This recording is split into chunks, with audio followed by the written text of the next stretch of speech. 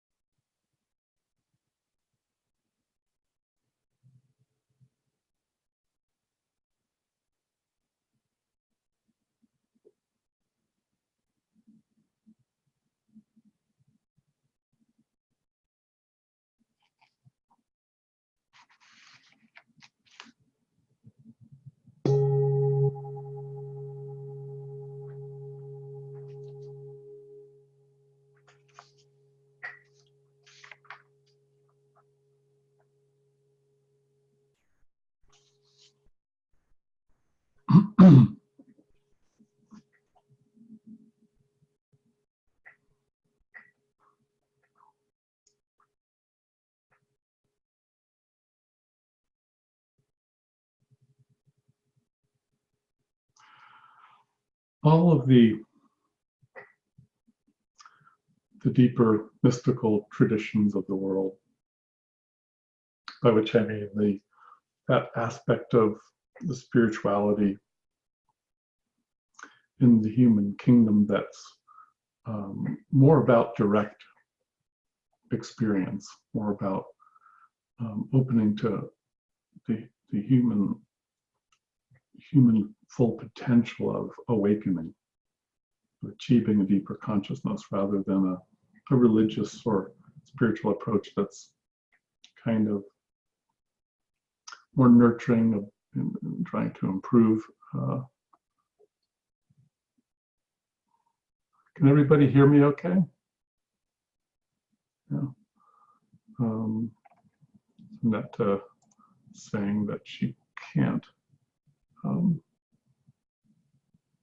Since everybody else can hear, Annette, I can only imagine that maybe your volume is down low or there's an audio issue on your end. Let me know if you continue to have problems, and check that out.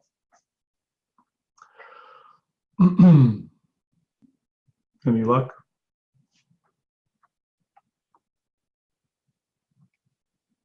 Let's see. Let me take another moment here.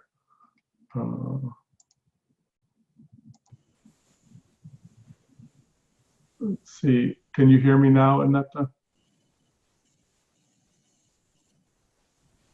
Oh.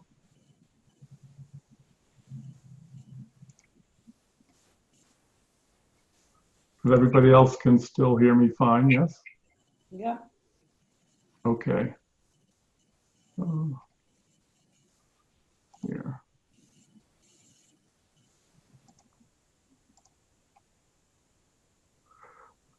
Excuse me 1 sec, folks. I'll just, since she doesn't seem to be able to hear me, I'm just gonna type a quick message.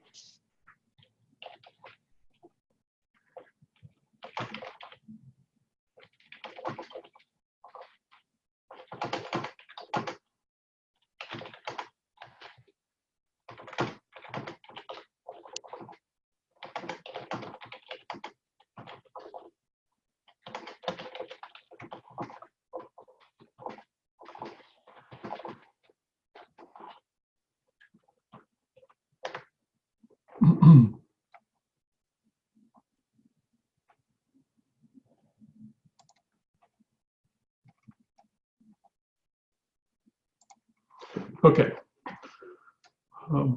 Hopefully Annette works that out soon. So in all of the deeper traditions of that sort, there's a few main aspects to the teachings generally. There's essentially, inevitably, a kind of a core mystical aspect of each teaching. And that has more to do with the sort of essential experience, cultivating eventually a more immediate experience of divinity, of the non-dual, of the underlying nature of reality, self, called in different traditions, different things, God consciousness, the Tao, Brahman.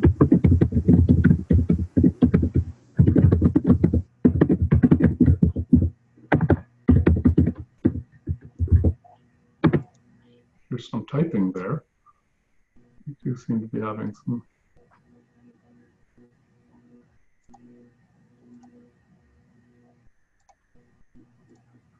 Okay. Can other people hear that typing? Okay. Okay. Sounds like Annette typing. Okay. We'll see what happens now. Muting all. Yes, okay. Sorry about these little glitches. But another aspect of spiritual teachings is the more kind of immediately accessible aspect that has to do with developing spiritual qualities, developing wisdom that's sort of more immediately relevant to day-to-day life. So these are kind of the two classic aspects, the kind of relative wisdom and grounded character development, cultivating positive qualities and so on. We use concepts like individual effort and responsibility and karma in this area. And then there's the more mystical and transcendent aspect. But a third area that's inevitably part of every teaching is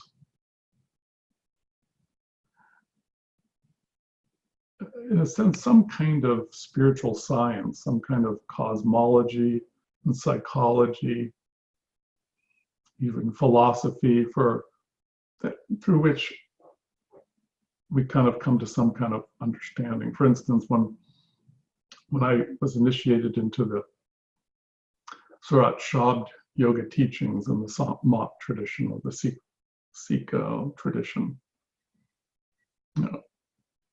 one of the basic teachings that Darshan Singh gave out during this initiation process was a delineation of the different planes. And they have a very specific understanding of the nature of these planes. It turns out it's very similar to teachings that come from Hinduism or from Theosophy and other sources like that. And they map this out because their particular technique leads to passing ultimately through different stages of sort of traversing these different worlds and going through a different transformation at each stage and becoming essentially wiser and more liberated in relationship to that dimension. Then you sort of graduate to the next dimension, kind of climb all the way through the cosmos back to your original nature, to the primordial ground, call it, God or Brahman. So there was a necessity for some kind of map, some kind of understanding of the structure of reality. So that's sort of like the scientific, you might say it's a spiritual science, an intuitive science. It's based in inner experience for the most part. So all traditions have that, but traditions vary quite a bit in how rich that part is. And what we generally find is the sort of the more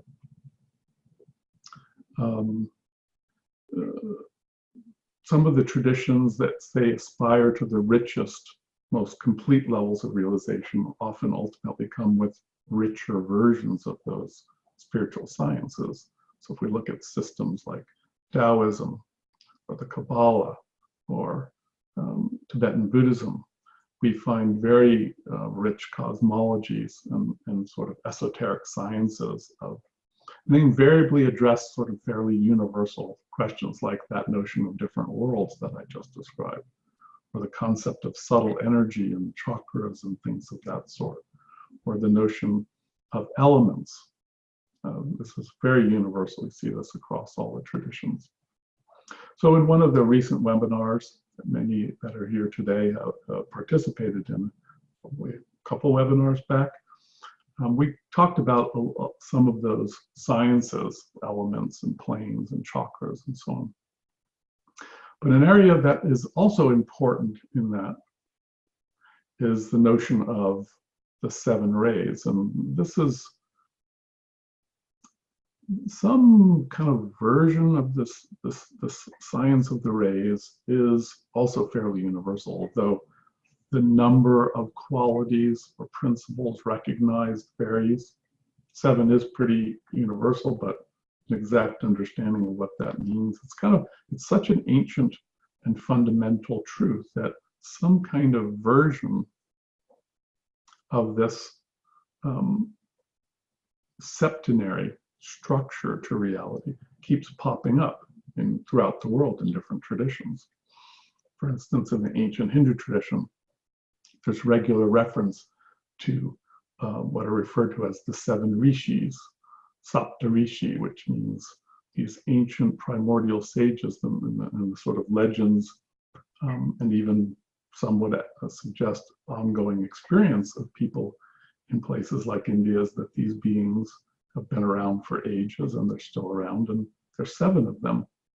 Why 7? One could ask. Well, there's ideas within Hinduism about what that sevening is about.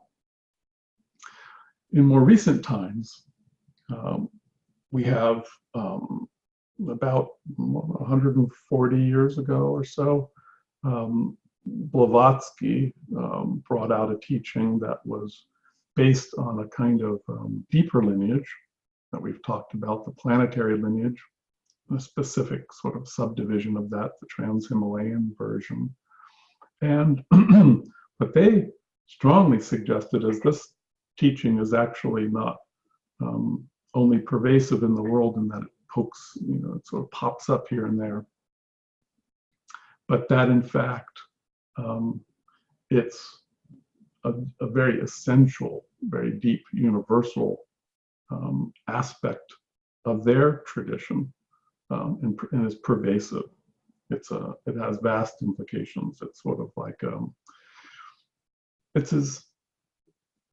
it kind of works like this. If you take up a quality, let's say at some point in your spiritual path you begin to kind of resonate with the quality of contentment,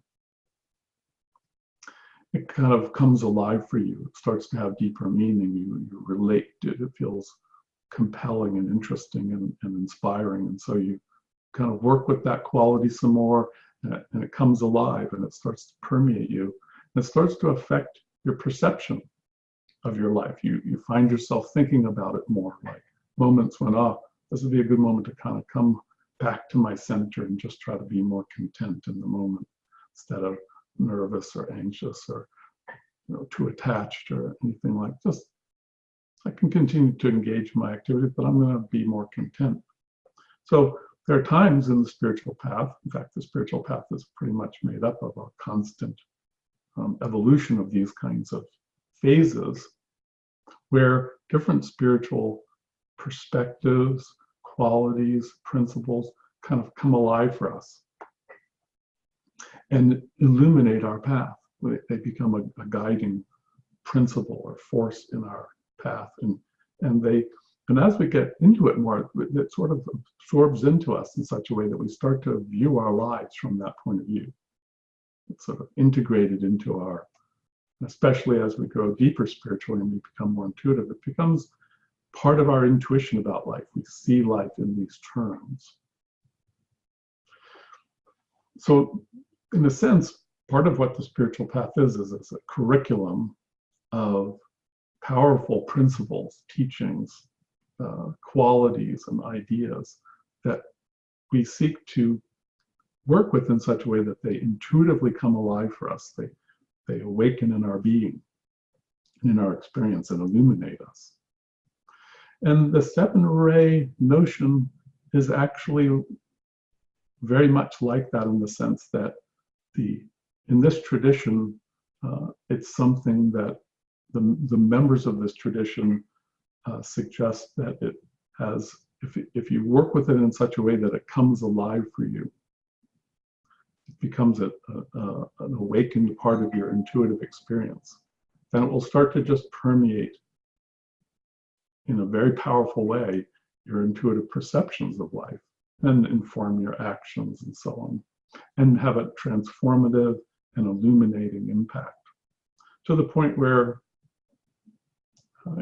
you will find it just an integral part of your view. And there are, even though my own inspiration in this life of being sort of attuned to and reawakened to this vision of what Blavatsky called the sevening, that was one of her little phrases that she, I think in one of the quotes, for instance, I sent out this little email before yesterday, and it has some quotes that I thought people might find of interest. And one of them, let's see here, is in The Secret Doctrine. The original quote, and this is probably either from Kuthumi or Morya, because they're the two great ones, or Mahatmas, masters who were inspiring the writing of The Secret Doctrine. So these are senior members of the planetary lineage that lived during that time period. a little over a century ago, and worked closely with Blavatsky. Moria was Blavatsky's teacher. She had the good fortune to spend years with these teachers in the physical plane, and so she was directly initiated into these teachings. And they worked closely with her in the writing of some of her books, especially The Secret Doctrine, which is sort of her main text.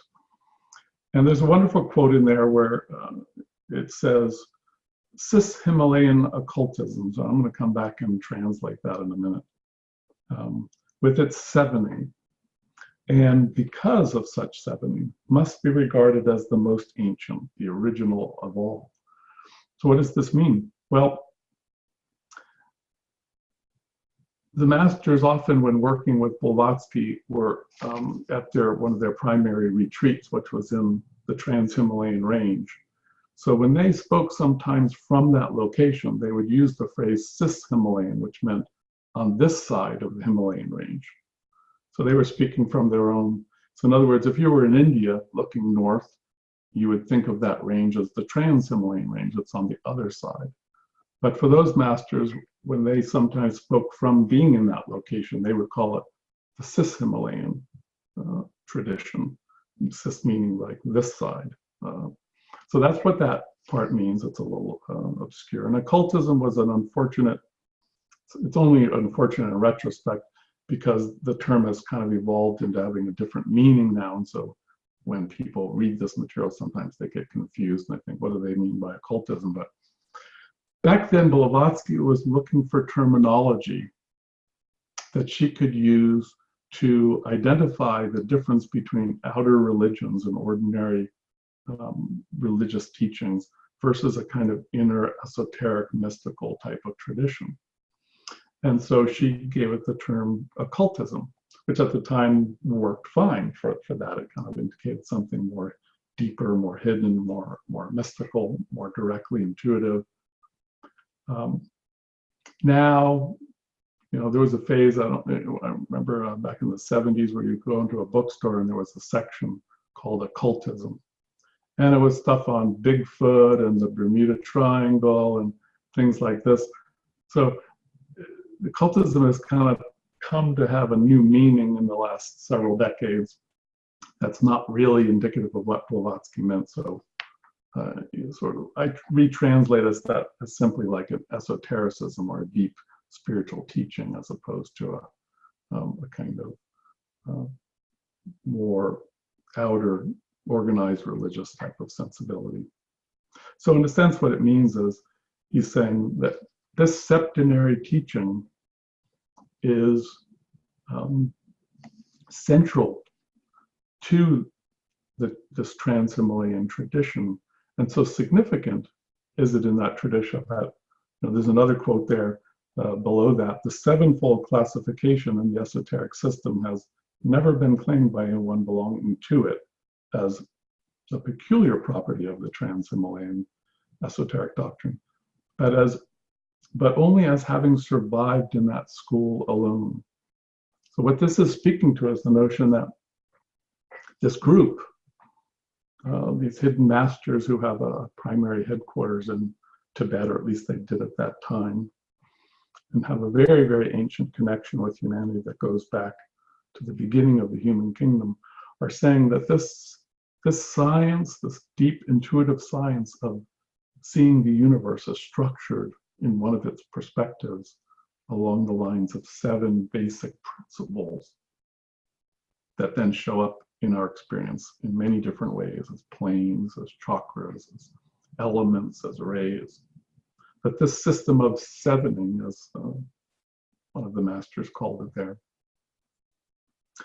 is not the sole property of this tradition, but in fact, because it's so original and profound, it was a teaching that was part of that tradition from its inception at the beginning of the human kingdom, many tens of thousands of years ago, even hundreds of thousands of years ago. And it continues to be the only tradition in which that fundamental understanding is still alive and still profoundly appreciated. In fact, in that, even though we see evidence of it in other traditions, some variations on it, like in Hinduism, for instance, or Tibetan Buddhism, the version of it in the Trans-Himalayan tradition is unusually rich, and they apply it, they have a profound understanding of it, and they apply it to a wide variety of things. So that's been the source of my inspiration in terms of sort of being initiated into that vision, and how it kind of variations on different sources that have enriched me, but also ultimately my inner experience, my inner process of transformation and growth into my experience of sort of how that sevening point of view, including the 7 rays, kind of came alive for me to the point where it's now a very integrated part of my view. But it's such a profound teaching that we actually still are learning about it. This group that is sort of the ancient custodians of this beautiful and profound understanding of reality are still largely kind of a hidden tradition, and so these teachings aren't well understood in the outer world. In the last 150 years or so, several significant attempts have been made, starting with Blavatsky, to reveal some of these teachings. And we'll talk at greater length about some of those pieces that have come out over time. But let me just check here for a moment. Okay. But there's still a lot more to reveal. In fact, one of the quotes that I included on this little handout, the first one on the list, I don't know if any of you have that handy. I may be able to bring it up on the screen. Let's see.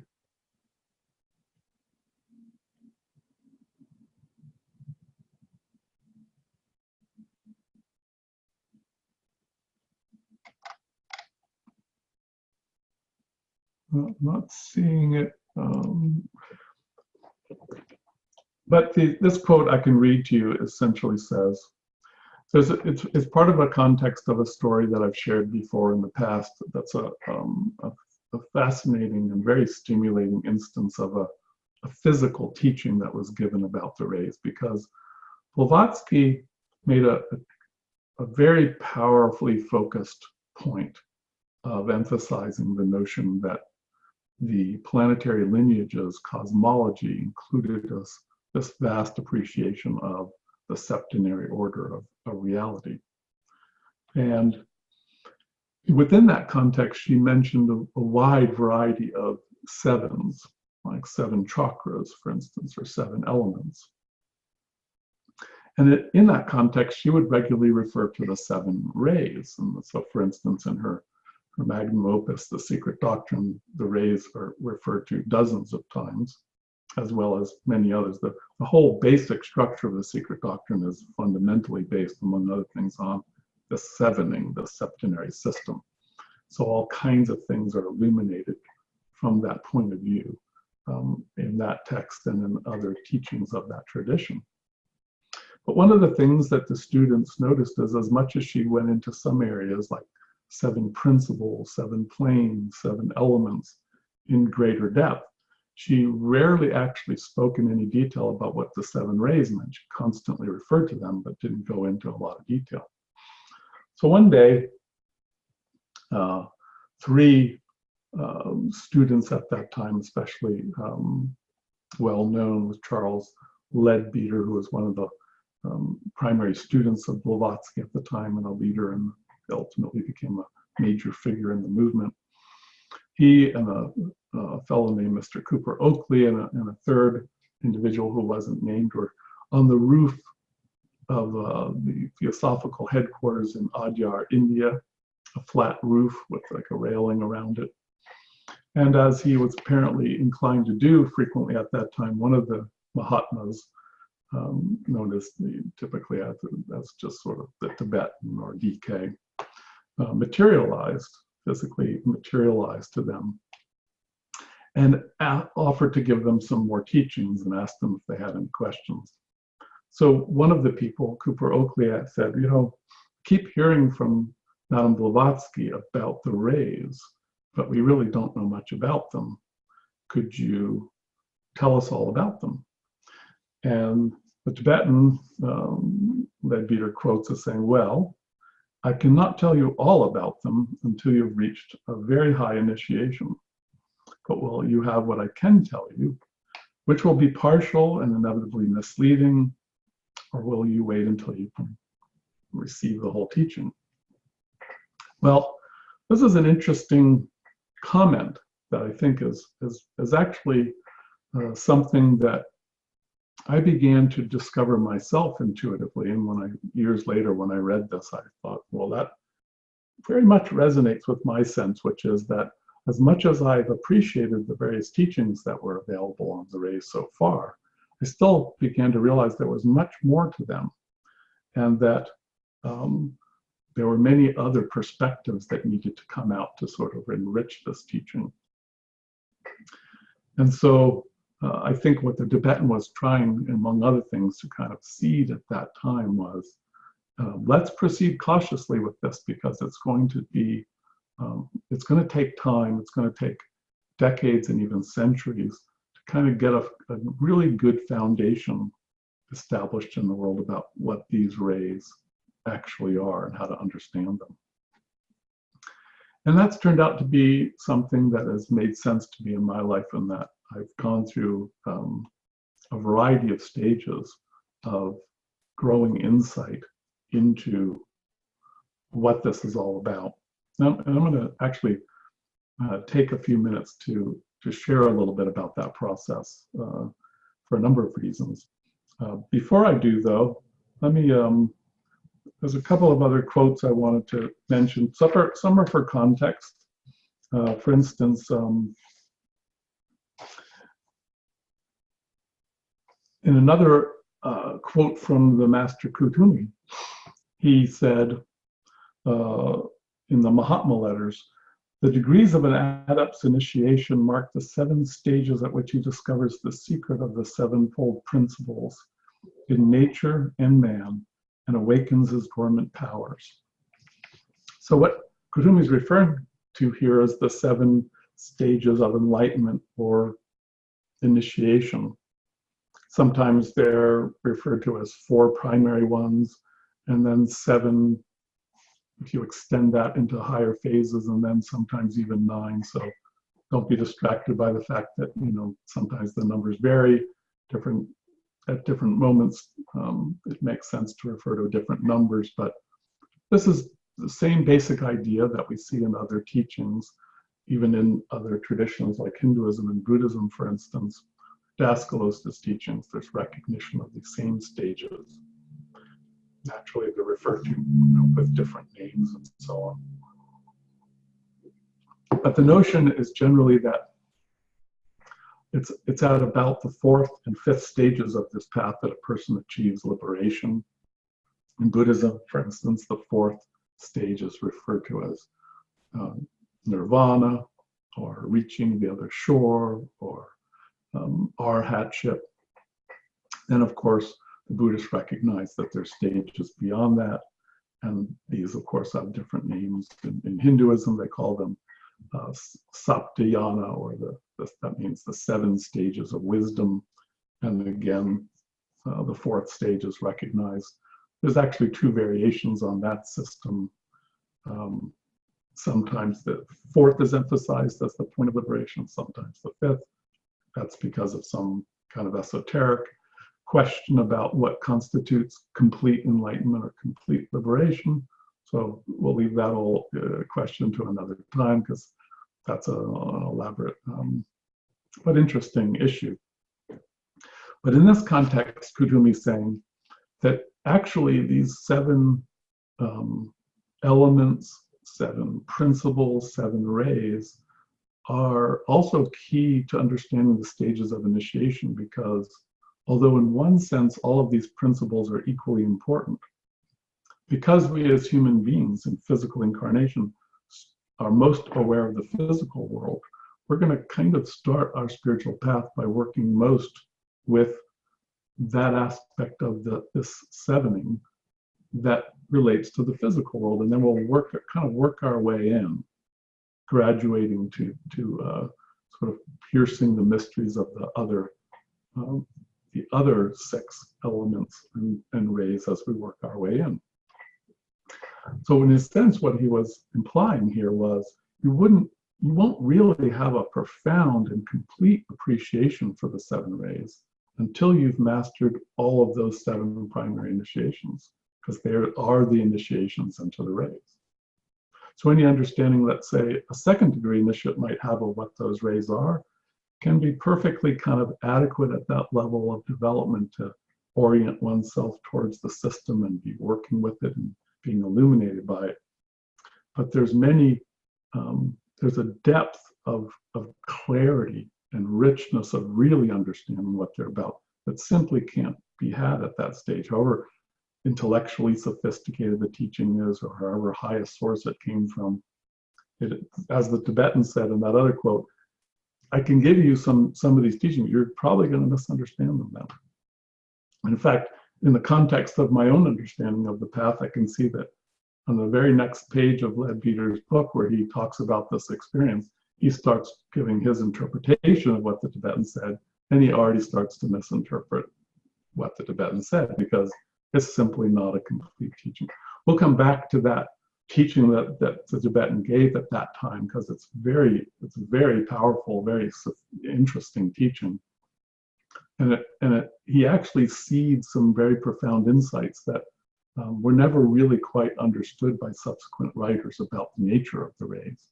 So I find it actually one of the, even though it's a very short teaching that he gave, probably didn't take more than an hour for him to share some of that material. The sort of seed thoughts, the seed intuitive thoughts that were planted in that have huge implications. It's very rich. It's one of the most profound sources of illumination on the rays that I've encountered, actually. And I think it was because it was a physically offered transmission where the Tibetan gave this out to them.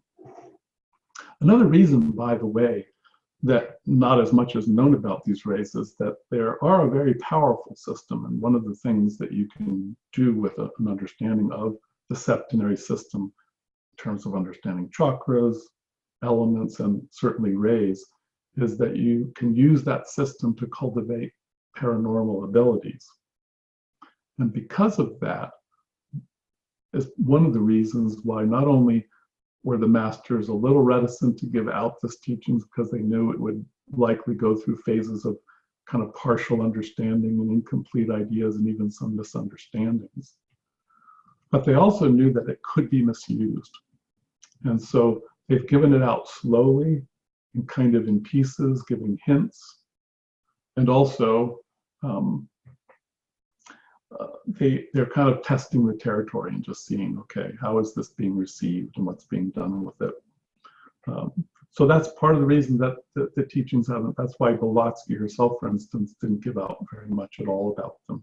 She generally kind of, and the Tibetans is more of hinting, and it's very profound hints, but they're not a clear explication of all of the richness of the teaching.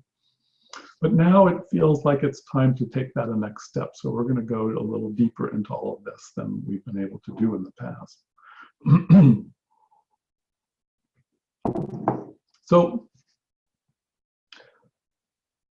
what are these rays? Well, I'm going to begin talking about them in more detail now by sharing a little bit of my personal journey of discovery and insight into the nature of the rays. And for me, in this life, that began about 40 years ago. By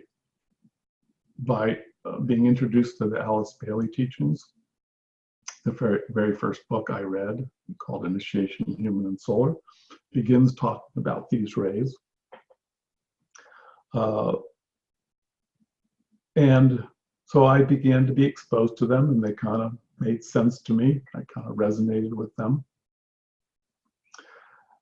Gradually, I became, in addition to being exposed to other kinds of teachings and spiritual paths, I was interested in Buddhism, I was interested in Hinduism, a variety of other things, and even other aspects of the theosophical world.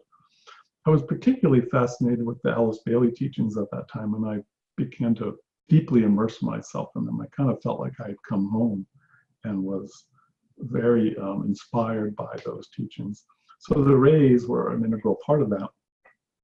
And then within a couple of years of that, I actually began to make contact with a number of the teachers that were involved in the work of Blavatsky and Bailey and others in giving out these teachings. So, and that began a process of a sort of more direct initiation into realizing that I was a part of this lineage, and that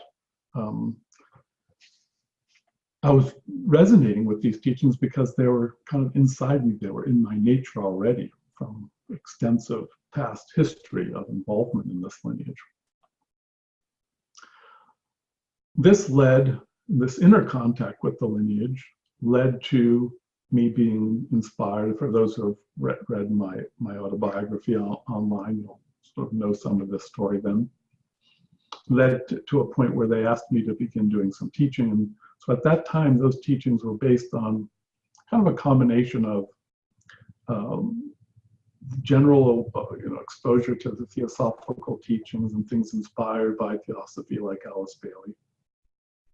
My training in psychosynthesis at the time, which was developed by Roberto Assagioli, who was also a friend of Alice Bailey's and involved in those teachings. And my broad exposure to other kinds of teachings like Buddhism and Hinduism, esoteric Christianity, and so on. But the thing that was most central was the Bailey teachings at that time. I was very much immersed in those, and so the whole teaching of what I called esoteric studies, that's what in fact my inner colleagues asked me to call it, esoteric studies, was particularly from the Bailey point of view. And in the midst of that whole process of doing that work, starting with my inner contact with the masters and going through that phase, I went through a very profound initiatory cycle of a new level of awakening. That one of its primary impacts was that it helped awaken my intuition to a new level. It's like I started to sort of integrate with another part of my nature that until that point in my life had been more in the background. It started to really infuse into my life much more radically at that time. Some more changes happened in my life, and the impact of that initiatory cycle kind of had sweeping implications, which is, again, one can see that in the autobiography if you want to know more of those details. But in the context of understanding the rays, the part that was particularly meaningful here was that I started to really appreciate the difference between intellectual understanding, which I knew about this difference from the beginning. It's sort of like an essential part of the teaching in any mystical tradition, any esoteric or deeper spiritual teaching. But it really came alive for me. I began to experience a much stronger intuitive understanding of myself and life. And I realized that I wanted to stop embracing and teaching ideas and perspectives that were not more deeply rooted in my own personal experience and my own intuitive understanding of reality.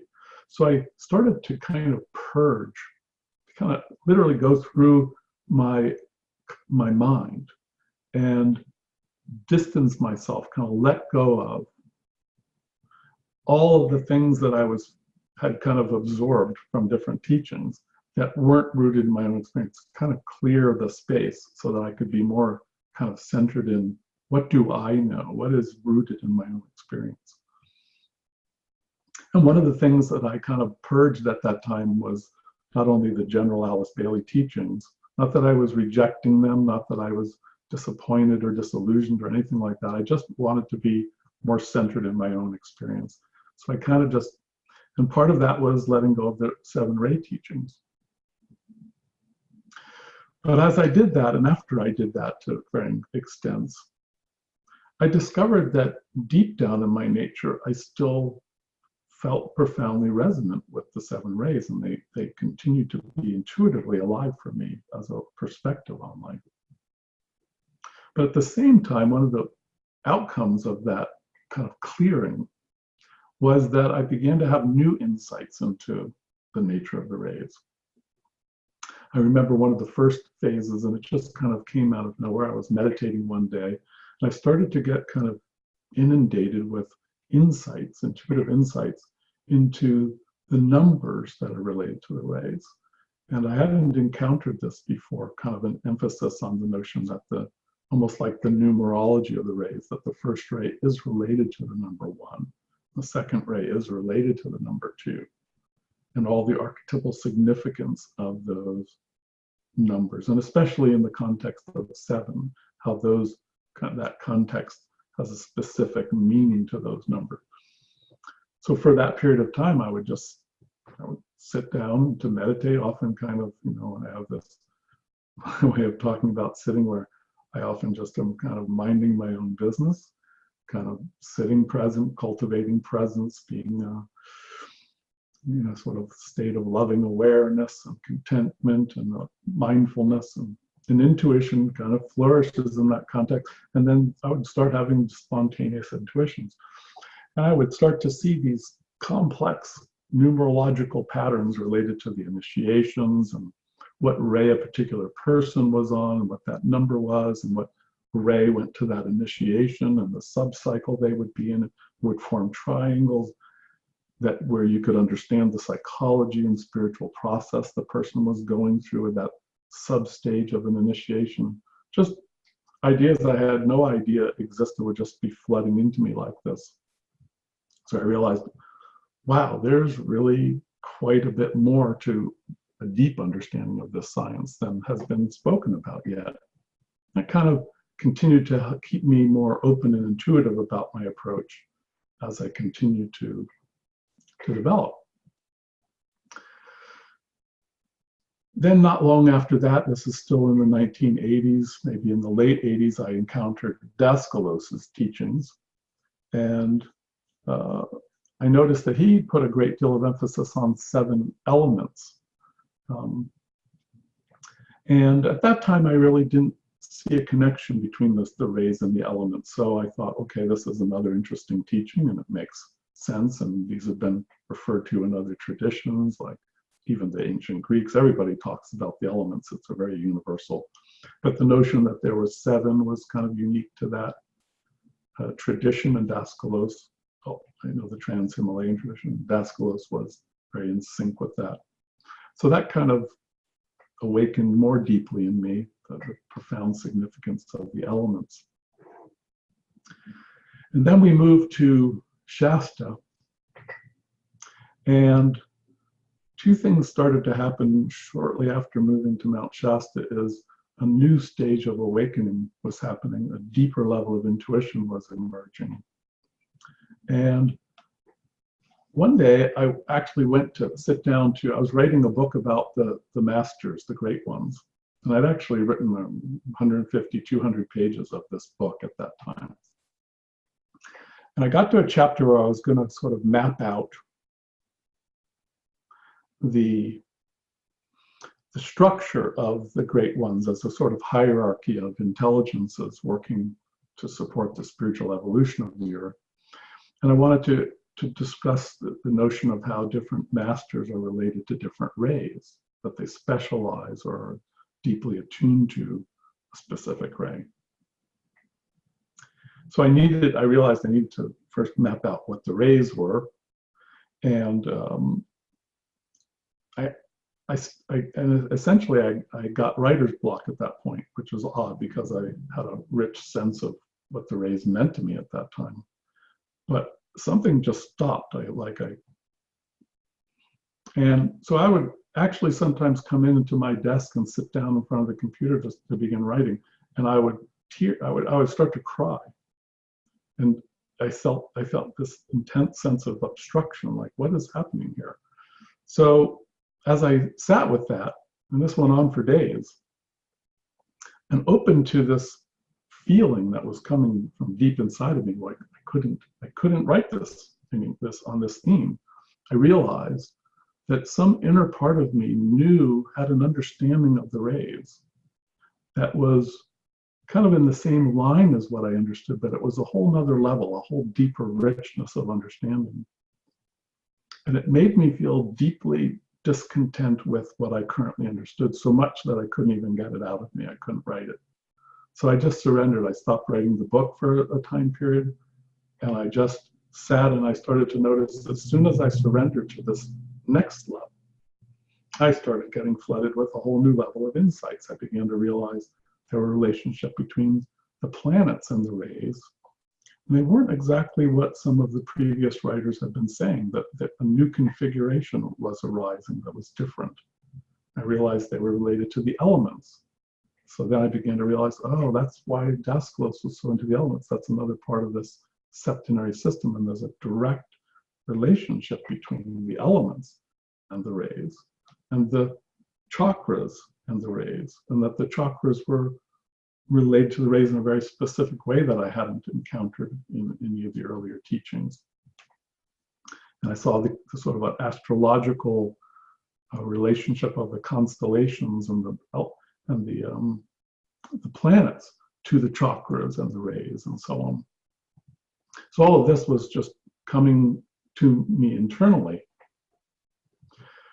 And that somehow led, I don't even remember exactly how this happened, but I became aware of a number of other sources soon after that. I think because the inner shift was happening, outer things that kind of mirrored that came into my life. So shortly after that, I discovered the ancient system of Vedic astrology that's based actually on the 7 rays. In fact, there's ancient scriptures that are, among other things, related to this system of, in fact, it's interesting to note that the term Vedic astrology is actually a kind of newer one, that what they call Vedic astrology in India is Jyotish, which means the science of light or rays.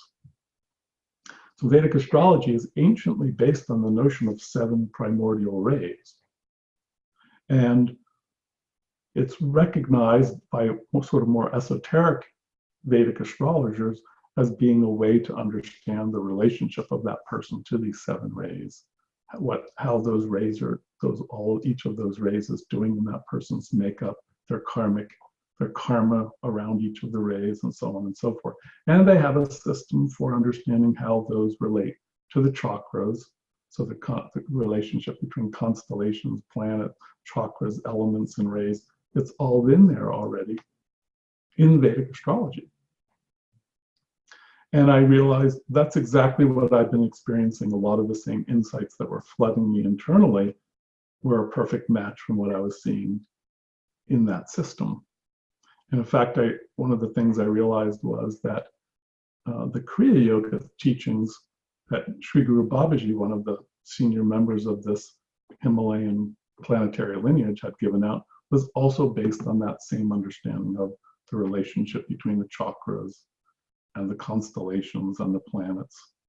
So that system that I was encountering in Vedic astrology was also something that the senior planetary adept was also using as part of the cosmology for how you do Kriya Yoga, because Kriya Yoga works with the chakras and with the notion that there are these reflections within ourselves of these principles like the planets and how they relate to the rays and elements and so on.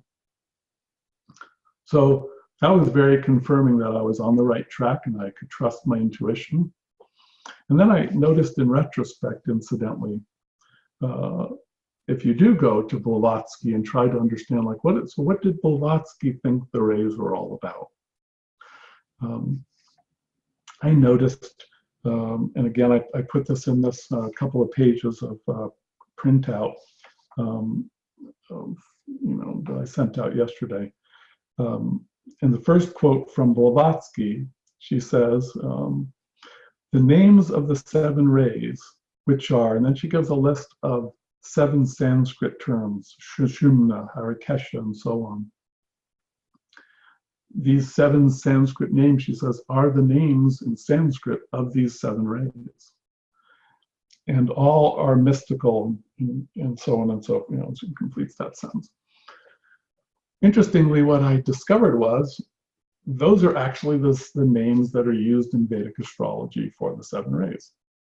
So she was making direct reference to the same system of thought in her discussion of what the rays were to Vedic astrology, saying, this is one of the systems that's an exact mirror of this esoteric teaching that views astrology as one of the many systems that's illuminated by the 7 rays, and they explicitly recognize the 7 rays.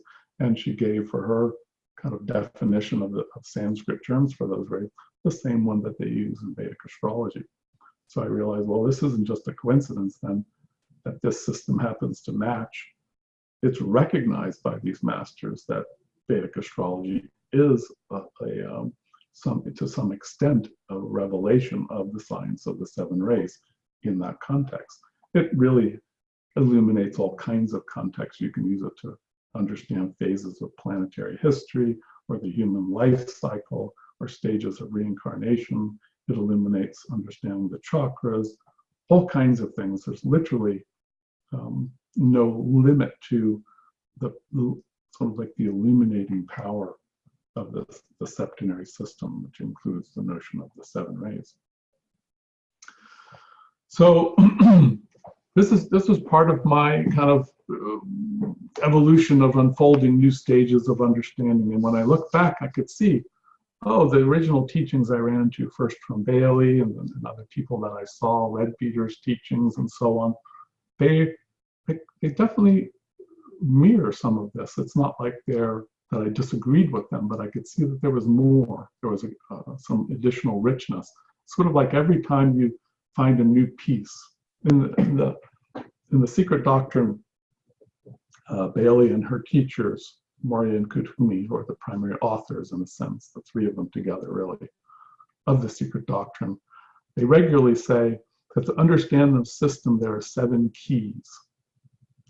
And what they mean by that is that to really have the richest understanding of the 7 septenary system, you want to look at it from different points of view, because each point of view illuminates it. The core idea illuminates each of those areas. And also by reflection, if you look into each of those different areas, they illuminate the essential idea of what these rays are. And one of them she called the astrological key. And I think the closest thing to the science that we have that actually directly understands that in India is Jyotish, the science of light, Vedic astrology. But other versions too, like the chakras are another key, numbers are another key, elements are another key. Each of them reflects this essential principle of what these 7 are. So as we go deeper into each of these areas and others, we get a richer and richer understanding of what the 7 rays are.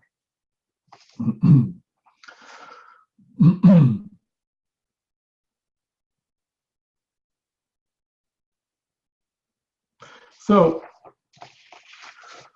next, in my own evolution of exploring the rays,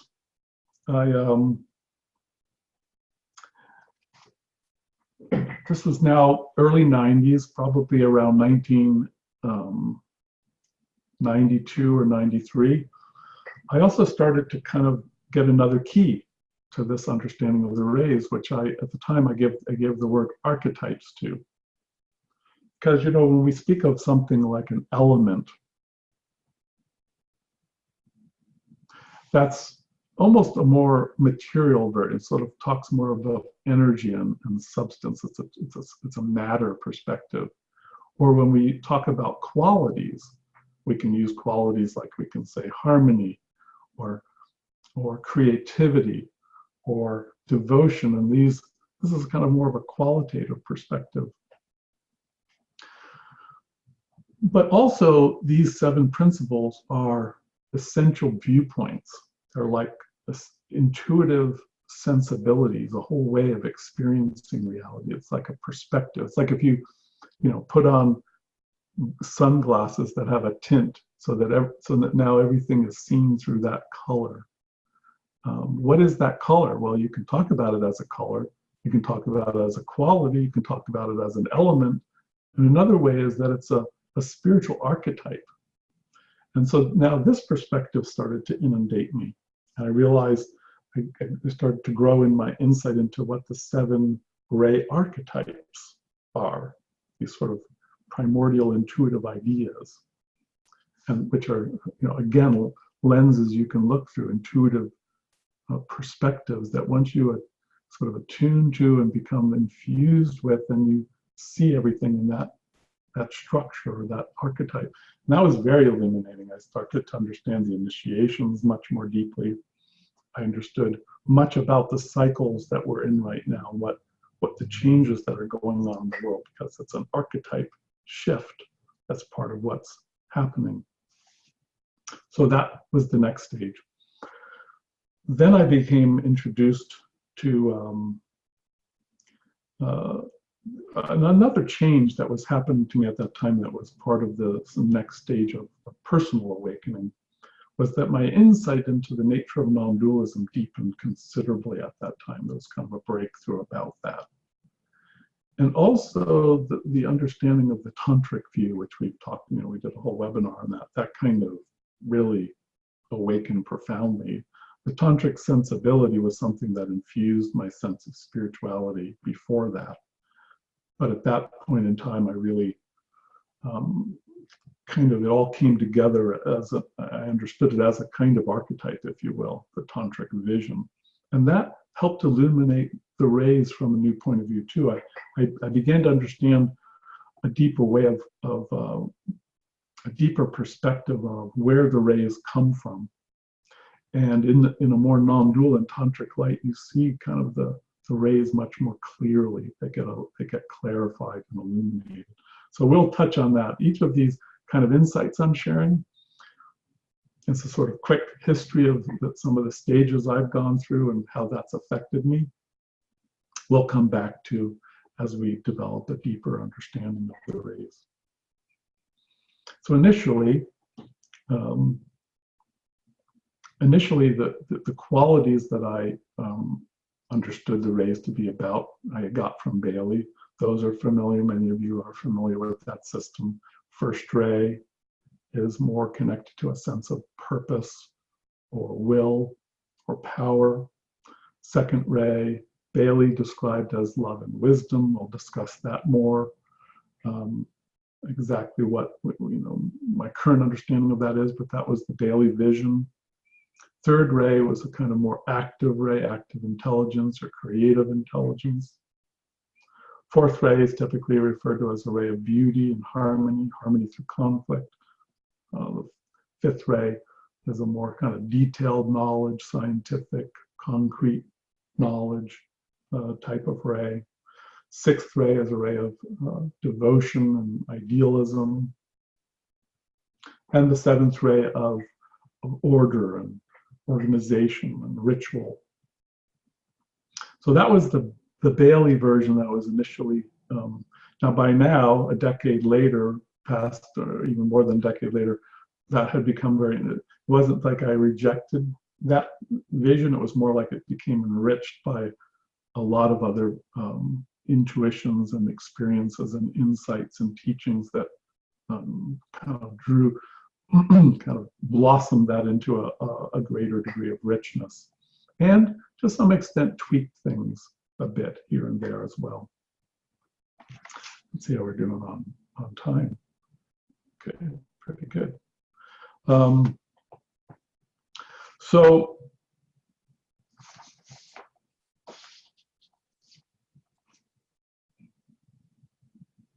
part of the impact of the deepened understanding of non-dualism as I gradually began to realize that there was a new way, a different way than was common in certain teachings to look at the planes, the 7 planes, the 7 rays, the 7 chakras, the 7 elements, which are commonly viewed as ascending, that you kind of start with a less enlightened level and that they get more enlightened as you kind of ascend through the different chakras. Commonly, Kundalini starts at the bottom and ascends, and you get, so it's sort of like the higher chakras are the better chakras.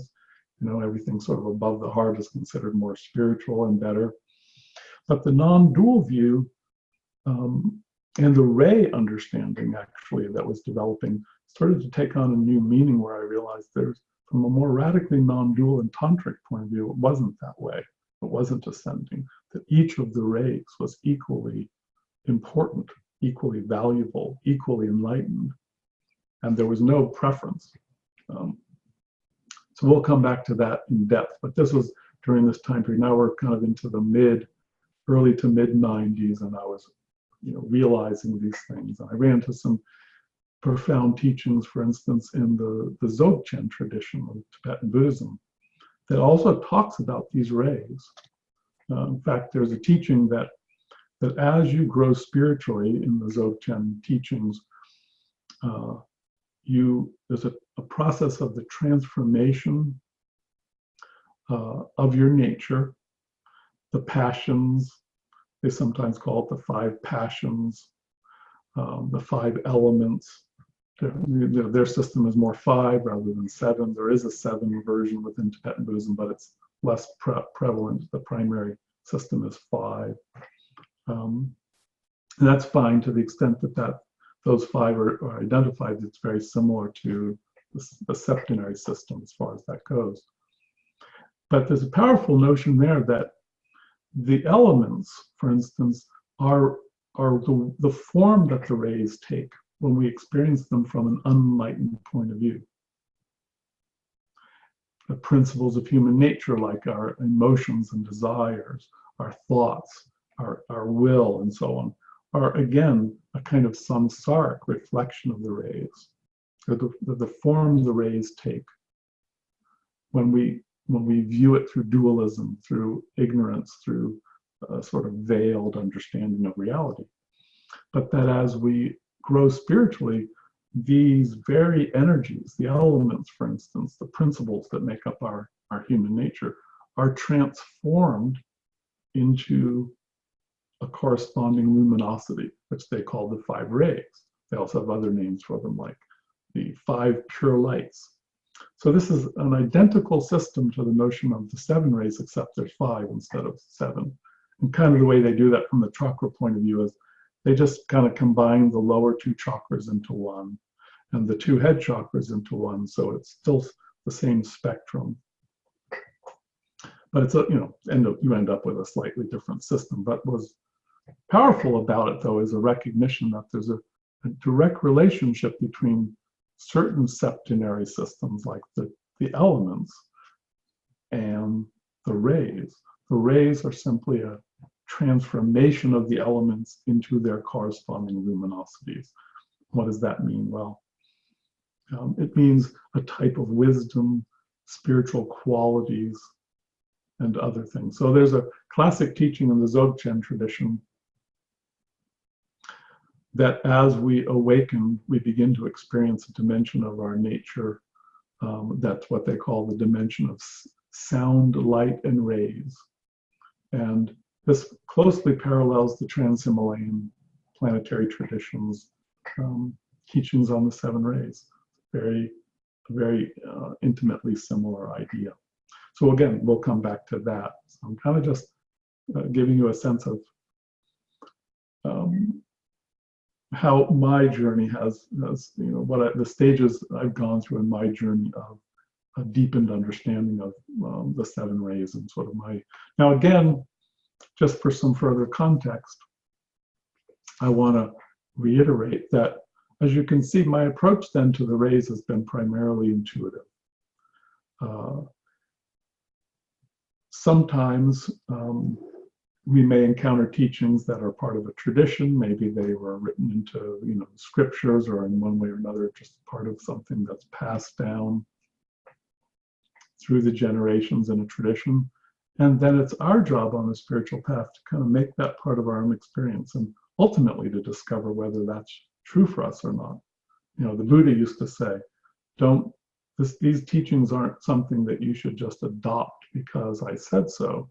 You should practice yourself. These are kind of more pointers and inspirations that were based on my experience, and then you use them to inform your own experience and then discover what the truth is for you.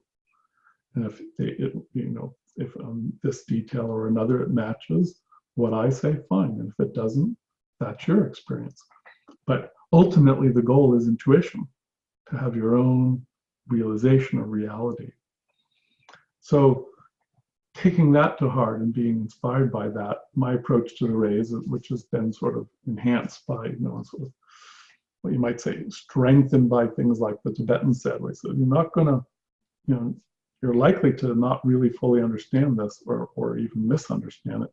That to me is in a sense a call to research, to a sort of beginner's mind approach to saying, well, this is something, the science of the rays perhaps is something actually very profound, in the face of which we should be humble and open-minded and patient, in the sense that such a profound science really might take us decades and centuries to have a clear understanding of. And in that context, I look back at the work that people like Blavatsky, Leadbeater, Bailey, Daskalos did at bringing out different parts of this system as foundational but preliminary, in the sense that this is a vast teaching. At one point, the masters that worked with Blavatsky said, what we're doing right now is lifting a corner of the veil. In other words, there's a vast tradition and teaching in the planetary lineage, and we're at this stage in this, during this time period, we're just, opening up a little bit of insight into that. We're lifting a corner of the veil.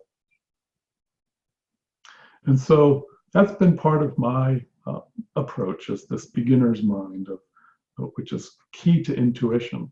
Intuition means a fresh, direct appreciation of a truth in the moment, rather than looking at the world through a preset mental framework.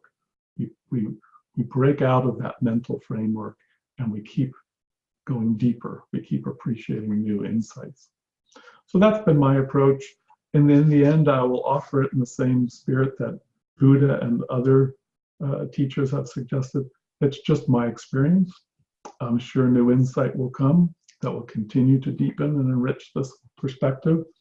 So I just throw it into the mix. This is my perspective. You can kind of use it to guide your own investigations, but I'm not claiming that this is the best system or the final truth or anything like that. That, to me, that way of thinking just sort of shuts down intuition, which is really what this is all about. So some of the final stages of my own, that come to, sort of like to the present, is that I continue to encounter, different teachings along the way, some of which, as I continue, as my own intuitions unfold, and it really is ongoing.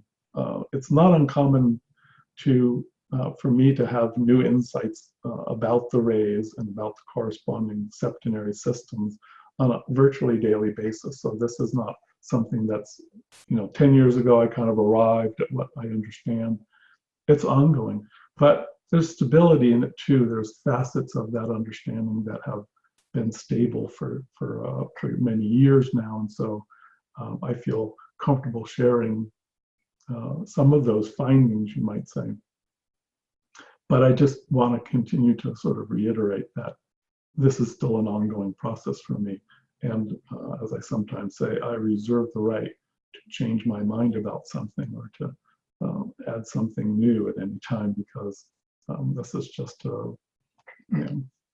there's so much richness to this. And in fact, at times, especially in meditations, but also at other moments of inspiration, I might just be watching a movie and some understanding of the rays will come, and with that understanding, there'll be sort of like an opening to a vaster perspective, and I'll realize I don't even think it's possible on this planet at this time to begin to incarnate in the human kingdom. in current human culture and spiritual traditions, and individual initiates, the vastness that's knowable there. I can see glimpses of just enormous richness. And so, you know, that kind of keeps me humble. That keeps me like in that beginner's mind, intuitive space of freshness and openness. That is the key, you know, an important key to intuition. But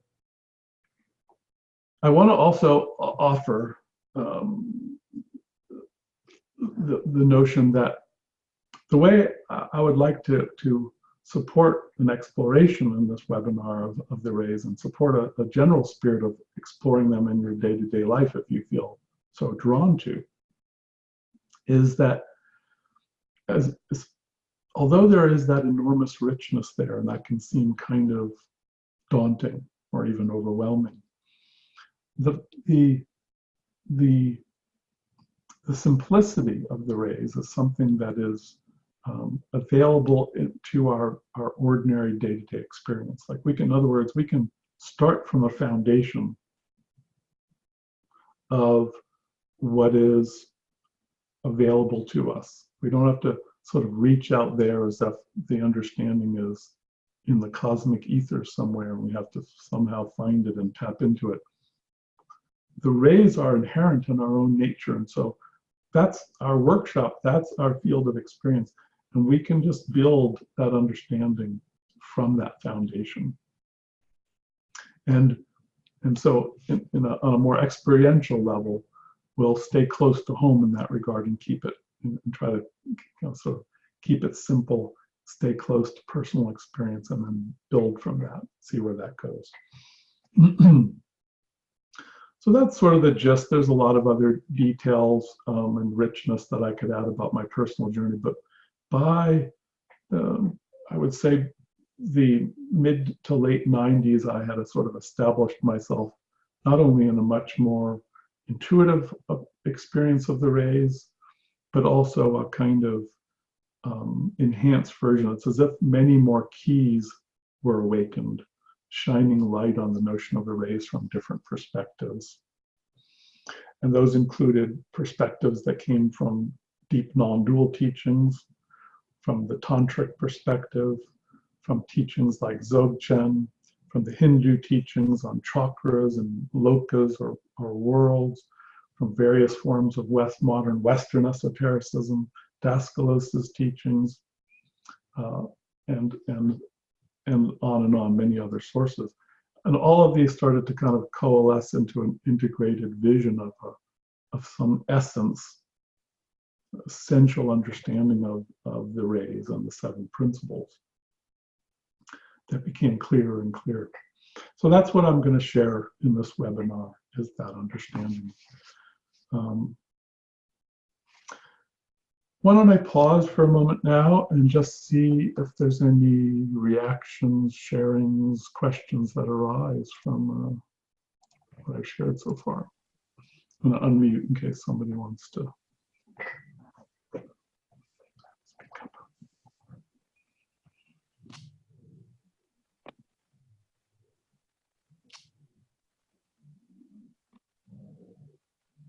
Hope that wasn't too daunting an introduction. Seems to have silenced everybody. Okay, no questions at this point. I have a short one. Okay. If nobody else has it. There was just a matter of clarification. It was about this secret doctrine quote that you translated. So the cis-Himalayan occultism, you said this was this side of the Himalayan layans, and then the trans-Himalayan teaching that was kind of the other side of the Himalayans. Okay. So is that from a I think it can't be just from a geographical point of view. It must be from a spiritual point of view, or how do you understand that? Well, first, let me just make sure we're clear on cis versus trans-Himalayan thing. We run into that, like especially in books like The Secret Doctrine and the Mahatma Letters. They use both of those terms, especially, of course, trans-Himalayan. And it's what is confusing about the way that they use them sometimes, especially the term cis-Himalayan, is that it's relative. In other words, if they're speaking, because these masters that work particularly closely with Blavatsky, their main headquarters was at Shigatse in the Trans-Himalayan range in Tibet.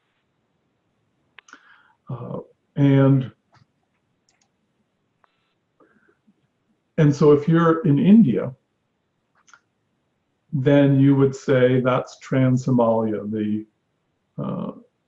There's an immediate mountain range, the Himalayan range, and then there's a second range far deeper, and that's where Shigatse is located, in that second deeper range. So the Trans-Himalayan region, that's what that means. But because those masters sometimes traveled in India, they had retreats in different locations in places like Sikkim and in India, as well as in Shigatse. So sometimes they might be communicating with Blavatsky, let's say, and be in Shigatse. Sometimes they might be in India, and they would occasionally change the meaning of those terms. So if they said cis-Himalayan, that could mean this side of the Himalayas, the Indian side.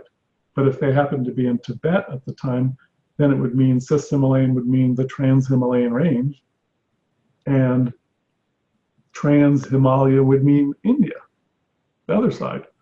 So most of the time when they used the term Trans-Himalayan, they meant that second range in Tibet. But that term cis-Himalayan could mean either. And in this context, it actually means the Trans-Himalayan range. Cis-Himalayan to them in that context of this quote means the teachings that are emanating from our sort of Shambhala-inspired, Shigatse-based location, and the many adepts spread throughout the Himalayan range. That lineage, which has its home base there, but is spread all around the world, that's our teaching here. That what we'll call it. We call it usually Trans-Himalayan. He and that, whoever, I'm guessing, somehow my intuition is that was Kuthumi talking just then, and he meant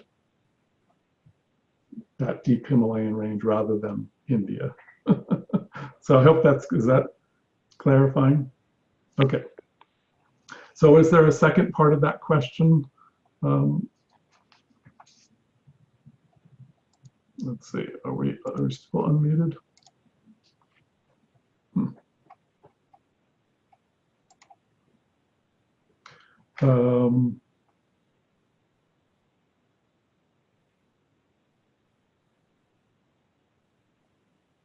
Yeah, so the rest of the quote, in case that's part of the question, he was just simply saying,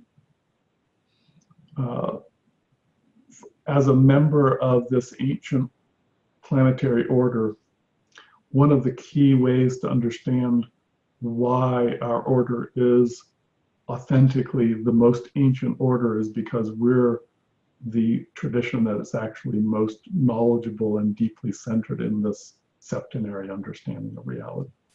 Of course, we understand non-dualism, we understand the basic trinities, you could sort of like each number and archetype is a different lens. But in other places, for instance, these same masters made comments like, the 7 is the number of nature. In other words, if you want to look at the building blocks, not only of nature as we know it in the physical world, but subtle energies and the matters of subtler planes, instead of using like the 2 archetype, like Shiva and Shakti, or the 1, or the Trinity, you need to use the 7 because that identifies the 7. It's kind of like in chemistry. You have elements, hydrogen, oxygen, carbon, and so on. If you don't understand what those elements are and that they share something in common, that's why they're all called elements.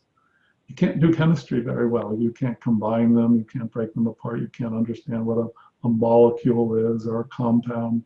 Water is a compound. you know, hydrogen and atom, you know, I'm sorry, hydrogen atoms and oxygen atoms combined.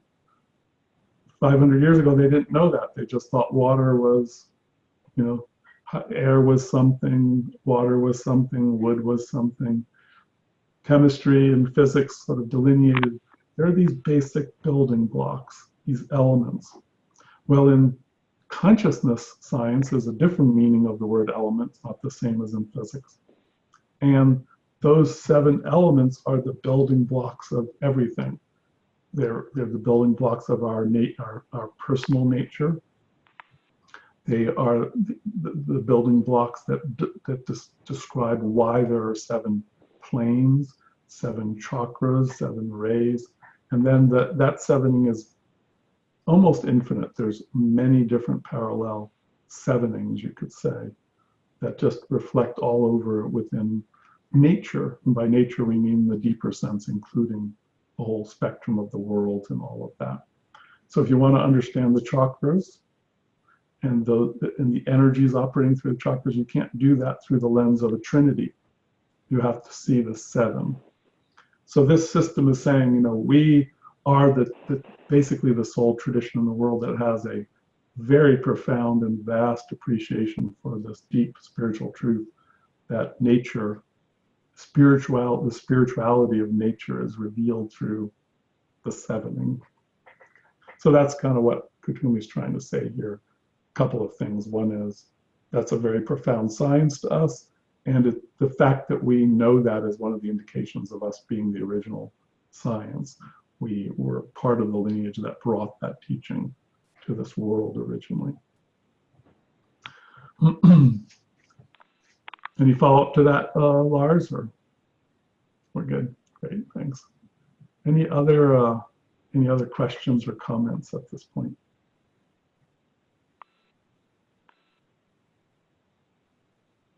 I could just say something. Yes, Patrick, thanks. It's quite a simple statement, but I find it very satisfying hearing your different themes. I don't know why it's satisfying, but it feels satisfying.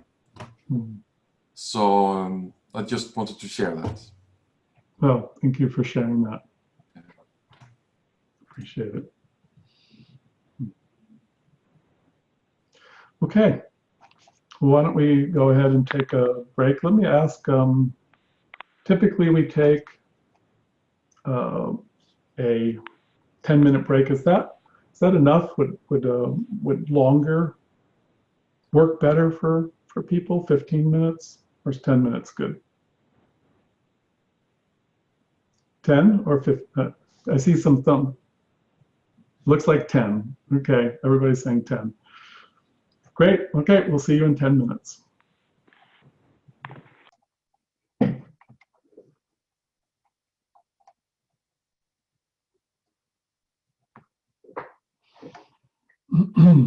Okay.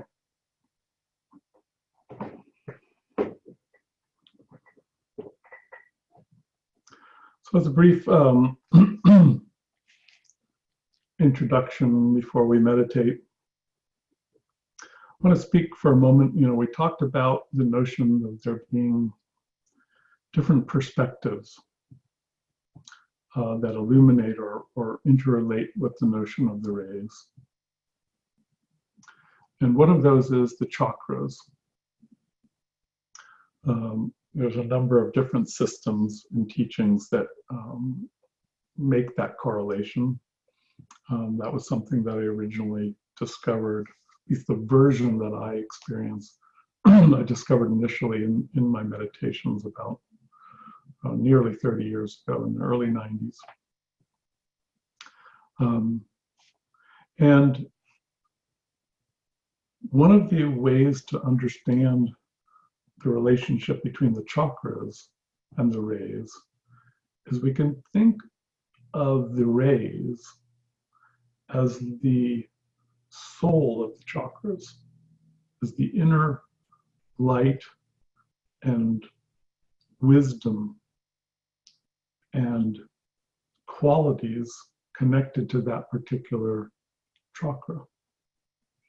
Now that'll ultimately be a rich area to explore, and there's some levels to that. It gets a little bit um, a bit multi-dimensional. It's not a simple area, but it's, in one sense, it is very simple. Is that one of the most direct and accessible ways that we can personally explore the rays, especially if we want to just have a direct intuitive approach and just discover what we find, is to work with chakras. That's not necessarily an easy thing to do, but it's immediately accessible to us because we have chakras within our own microcosm, within our own energy body. We can begin working with that. So each of the chakras, including even the crown center or the heart, has an aspect of its nature as we experience it ordinarily as humans that's caught up in or involved in relativity, in samsara, if you will. So there can be, in other words, a clouded, attached, separative dimension to each chakra, or an illuminated experience or dimension of a chakra. So on the spiritual path, to look at it from the chakra point of view, one way to understand what happens to the chakras is all of them become illuminated, become transformed into their corresponding positive qualities and wisdom and even capacities. So that's a kind of introductory thought about that. Chakras have a dual level, a samsaric and an awakened expression, and that the rays are an expression of that awakened aspect of each chakra. That's one point of view. So let's do a meditation now where we'll work with those, that perspective a bit.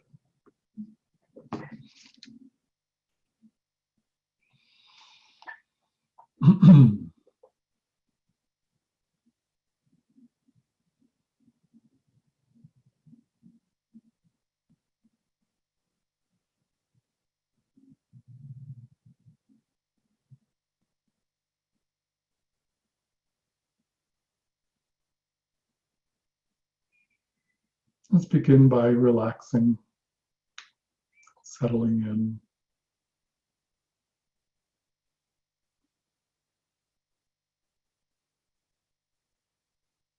Feeling your awareness becoming more present by focusing on your body,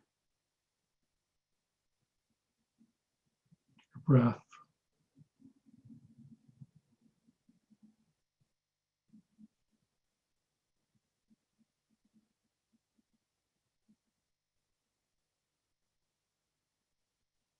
Let your awareness spread throughout your body.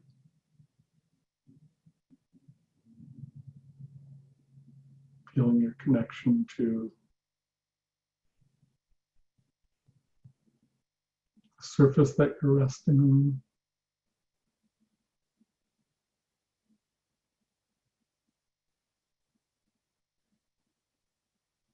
Any other touch sensations you're aware of. Feeling your body as a whole.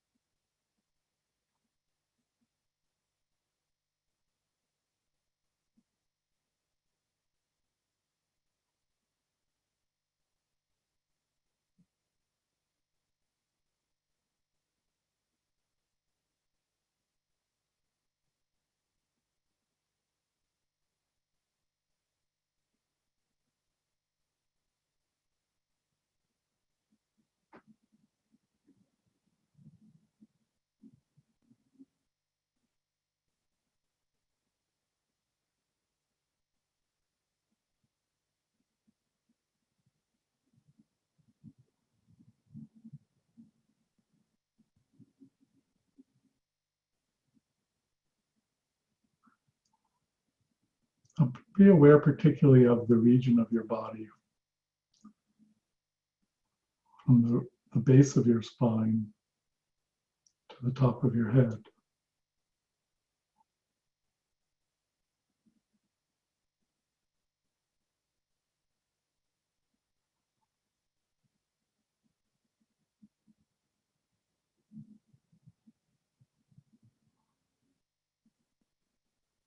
Visualize just above the top of your head a small sphere of white light.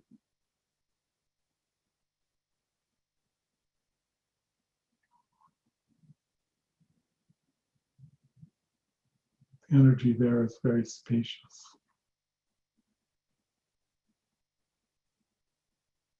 Seeing the sphere of light there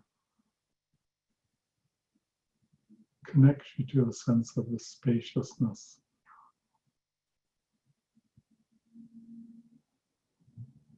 Of that center.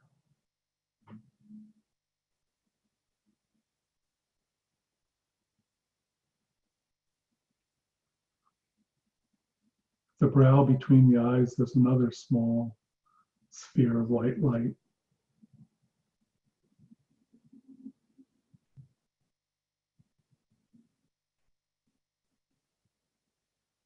Also another spacious center.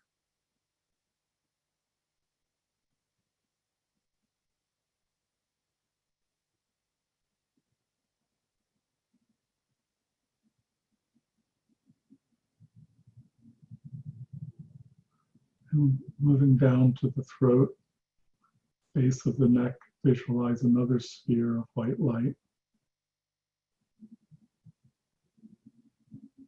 Now there are 3 spheres.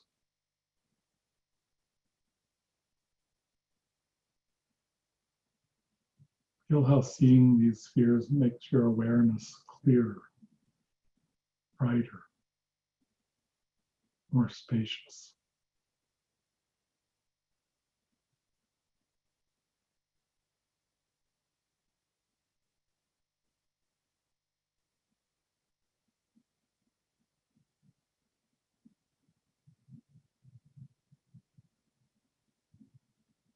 In the center of the chest, another small sphere of white light.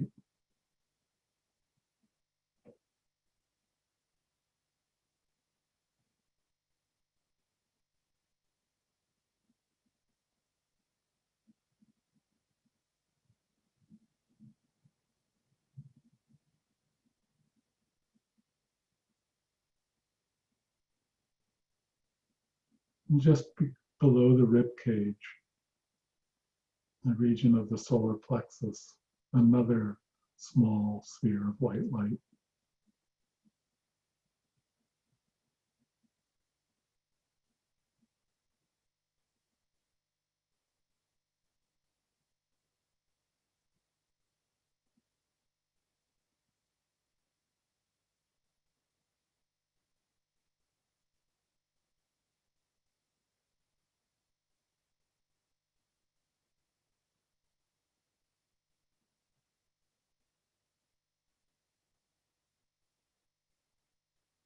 And now down near the sacral region on the lower back, another sphere of white light.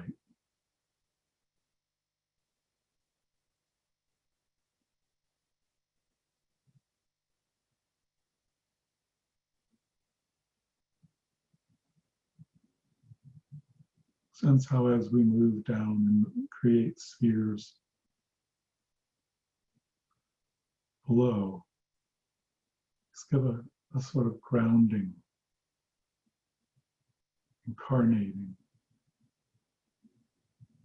stabilizing feeling.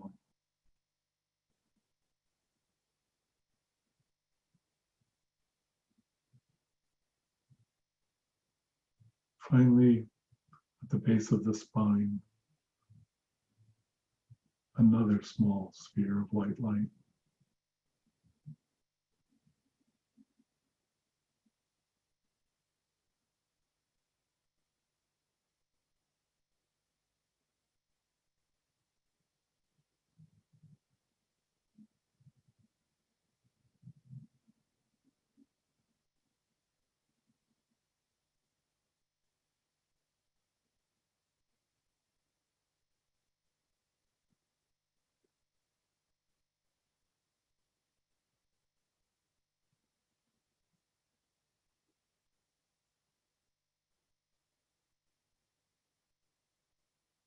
7 spheres of light along the spine and into the head now, starting from just above the head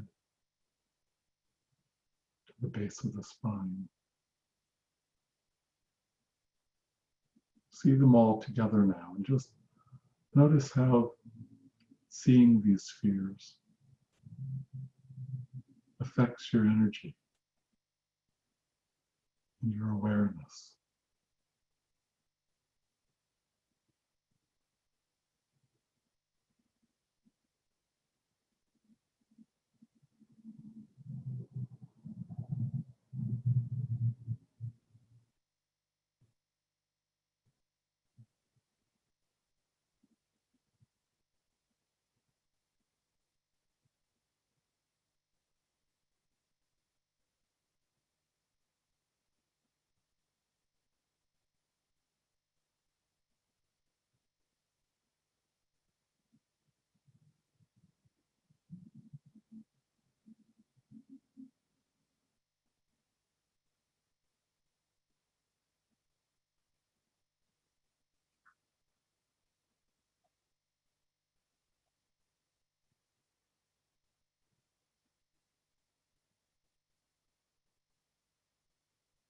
See your whole body now surrounded by an egg-shaped energy field of white light.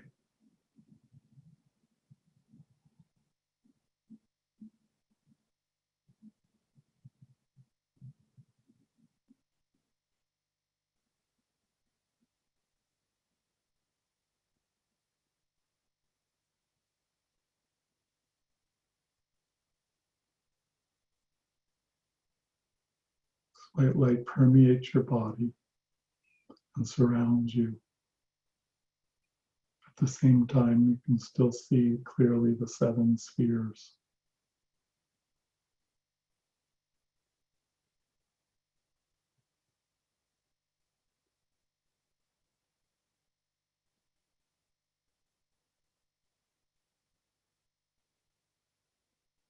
The one egg-shaped field represents your total state of presence. And the 7 are the 7 subdivisions of your soul, places in your body that radiate particularly strongly, facets of your soul, different rays. See each one radiating now, each sphere of light radiating its own energy. You even see different colors spontaneously come from each of the centers.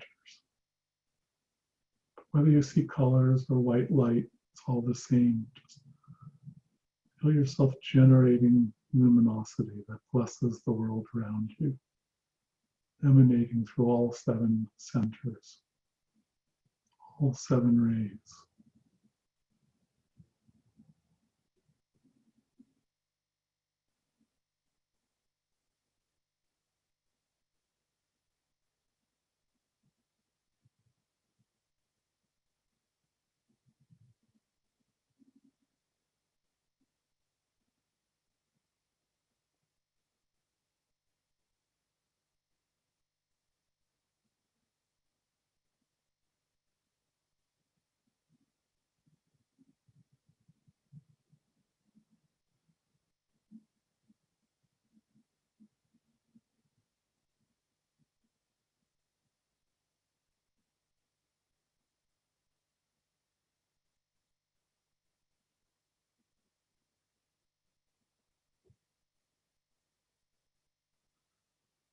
Sense how energizing all 7 chakras and rays in this way has a balancing effect.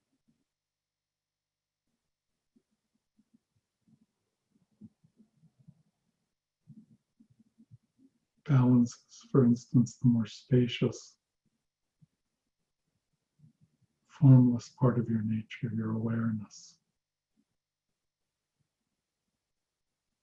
with your body and personality.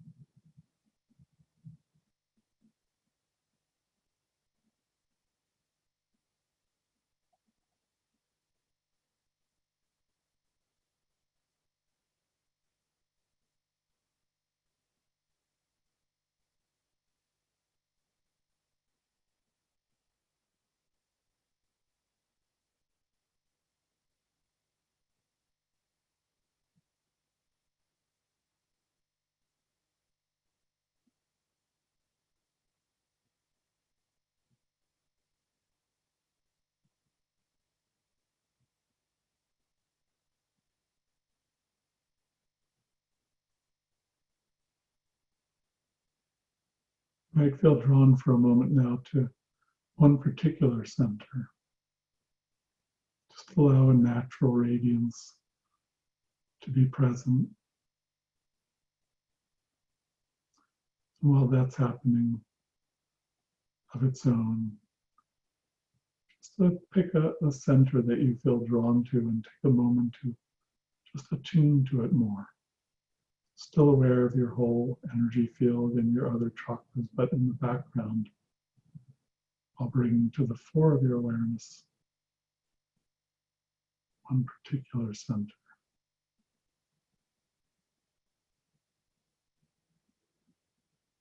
See if you can sense the quality of its inner light.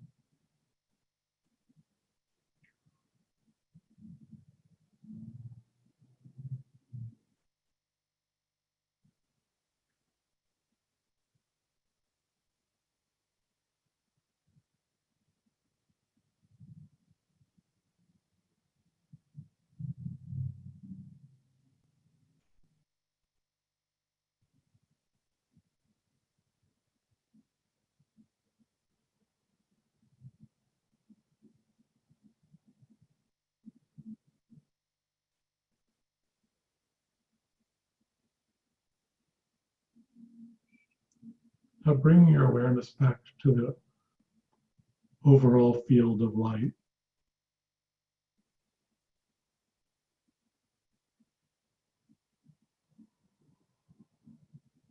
Let the radiance of the chakras resume a natural state.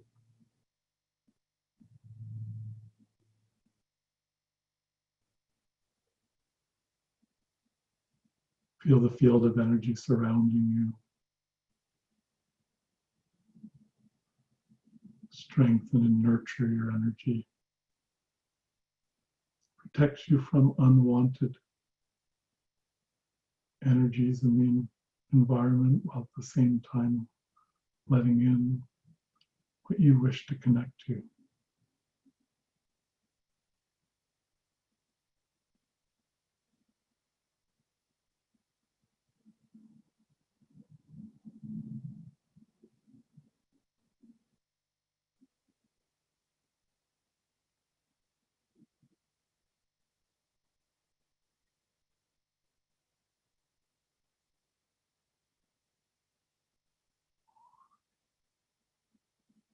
Now turn your attention to a sense of groundedness, of contact, stability.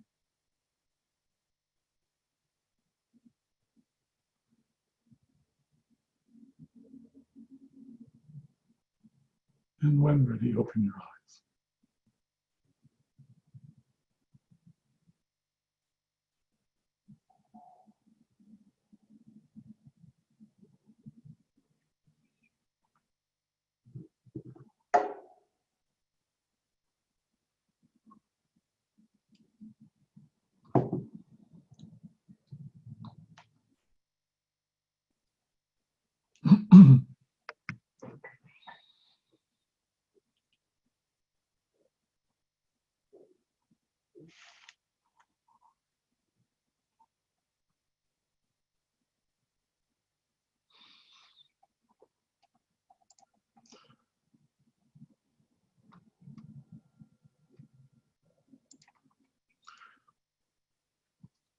Meditations like this provide an opportunity to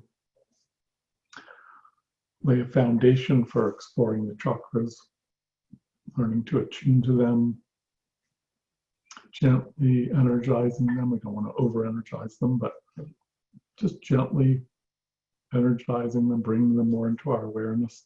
And then that starts a process of that we become more familiar with them. And in different ways, we can add to that kind of thing, deepen an exploration of the nature of each center. Actually, each of these centers, just as with the rays, is a whole dimension of experience. You know, we think of them as these little locations in our body, for instance, and that kind of makes them feel like they have a size. But another way to think about them is that they're kind of like antennas or focal points of attunement in our nature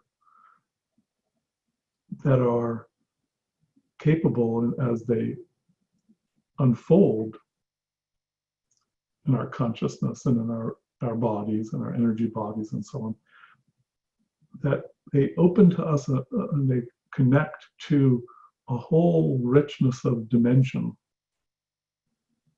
In fact, for instance, each can be a doorway into a whole world. It's like the physical world. The entire physical world is reflected in our root chakra. So it's not just this little point in our body, it's a point of attunement to our whole relationship with and understanding and experience of a whole dimension of reality. And what that dimension is, you know, depends on how we look at it. It can be looked at as our physical body, the earth element, the physical world, seventh ray, many different points of view, many different dimensions, and all of that richness. So an illuminated, transformed experience of that is the seventh ray. It has many meanings, many implications, many dimensions to it. So there's really kind of no end to unfolding a deeper and deeper insight and connection and appreciation and participation in each of these realities.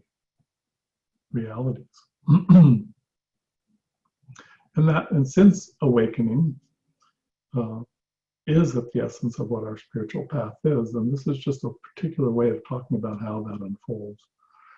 I was saying in Tibetan Buddhism that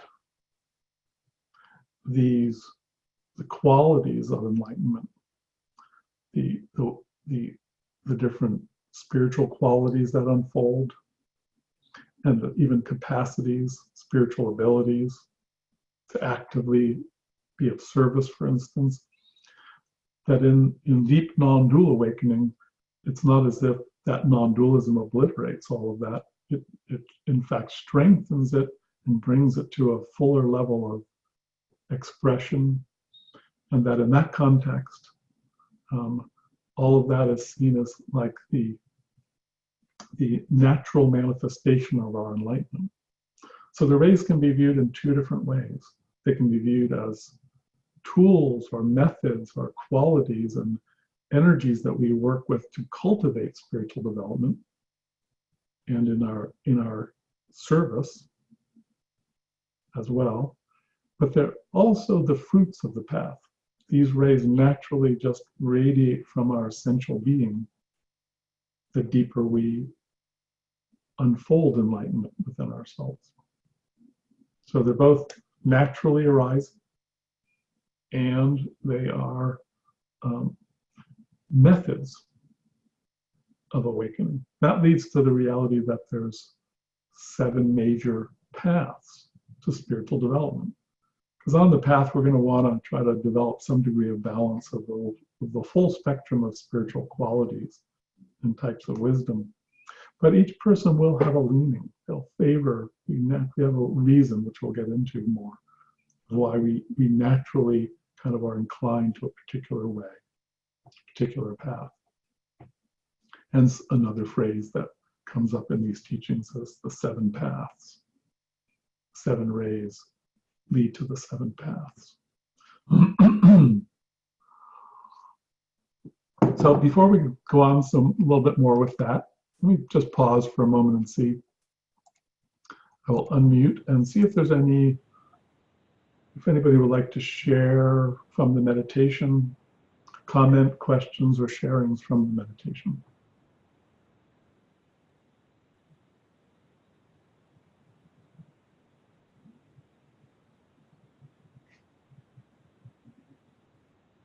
Okay.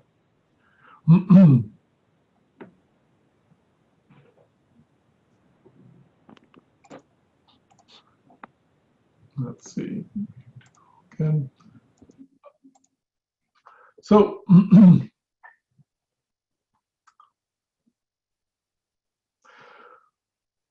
as a doorway into getting into a sort of more intimate exploration of what the nature of the rays are, I mentioned that initially, the first contact I had with the rays was through the Bailey teachings.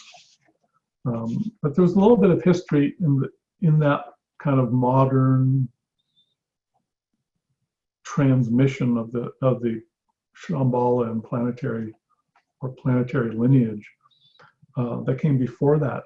The first references, as I mentioned, were in Blavatsky's teachings, where in books like The Secret Doctrine, she refers to the rays quite a bit. There's some really fascinating passages. One can just go to the index of The Secret Doctrine, for instance, and look up rays and read dozens of different references. She relates them to the elements, she relates them to the chakras, and just relates them to the 7 rishis and the 7 kumaras and the 7 Dayan koans, and just a wide variety of interesting references there. So historically, in modern times, and in the specific version that's sort of like the modern teaching from the Trans-Himalayan school, starting about 140 years ago, the first wave came through Blavatsky, and so I made another part of the handout that I sent out is about that, about sort of like the first few kind of like early versions of the rays that were talked about. And Blavatsky's first, so I mentioned, for instance, her use of the Sanskrit names that come from Vedic astrology to actually name the rays. That's from The Secret Doctrine. That's also in her glossary, her esoteric glossary, which is a big book of all the terms that she uses, some from specific traditions, Eastern and Western, all kinds of terms. But some of the terms are also uniquely defined or used within that esoteric lineage. And there she also mentions the rays, and there's several different entries that touch upon specific rays or the rays as a whole. And I gave another couple of quotes just to give samples of the kinds of things that she said. Historically, I think the next teaching that was given out was that encounter with a few of the early theosophists with the Tibetan, where they asked him, about the rays. And we'll come back to that some more, but the short version of part of that, Leadbeater created a little chart to sort of organize what the Tibetan told them. And it had a few different categories, like the last major religion that was more or less kind of an expression of a particular ray, or the type of spiritual practice kind of goes with that ray, or the principle or quality of that ray. And so that's listed here, and that's an early one, and that's a particularly esoteric version, because the Tibetan did something very interesting. I think one of the things that he did there that was very intuitive and revealing and stimulating is he combined a few different ways of looking at the rays into one chart. For instance, notice that for ray 3 and 5, the characteristic of that ray that he gave is actually the classic element related to the corresponding chakra. The Hindu system, for instance, has this, at least a fairly modern version of the Hindu system as 7 chakras. And traditionally, the earth element goes to the root center, and it's basically earth, water, fire, air, akasha, and then those are the standard 5 elements, and then the 2 higher chakras are kind of more related to mind and consciousness, which you could, from a certain point of view, call elements too. And notice that, so two of them are actually the traditional elements. So he throws elements in there. Then for the second ray, for instance, he gives something more akin to a quality, wisdom. But for 1, 4, and 6, he gives something that's more like a kind of like an archetype, a principle.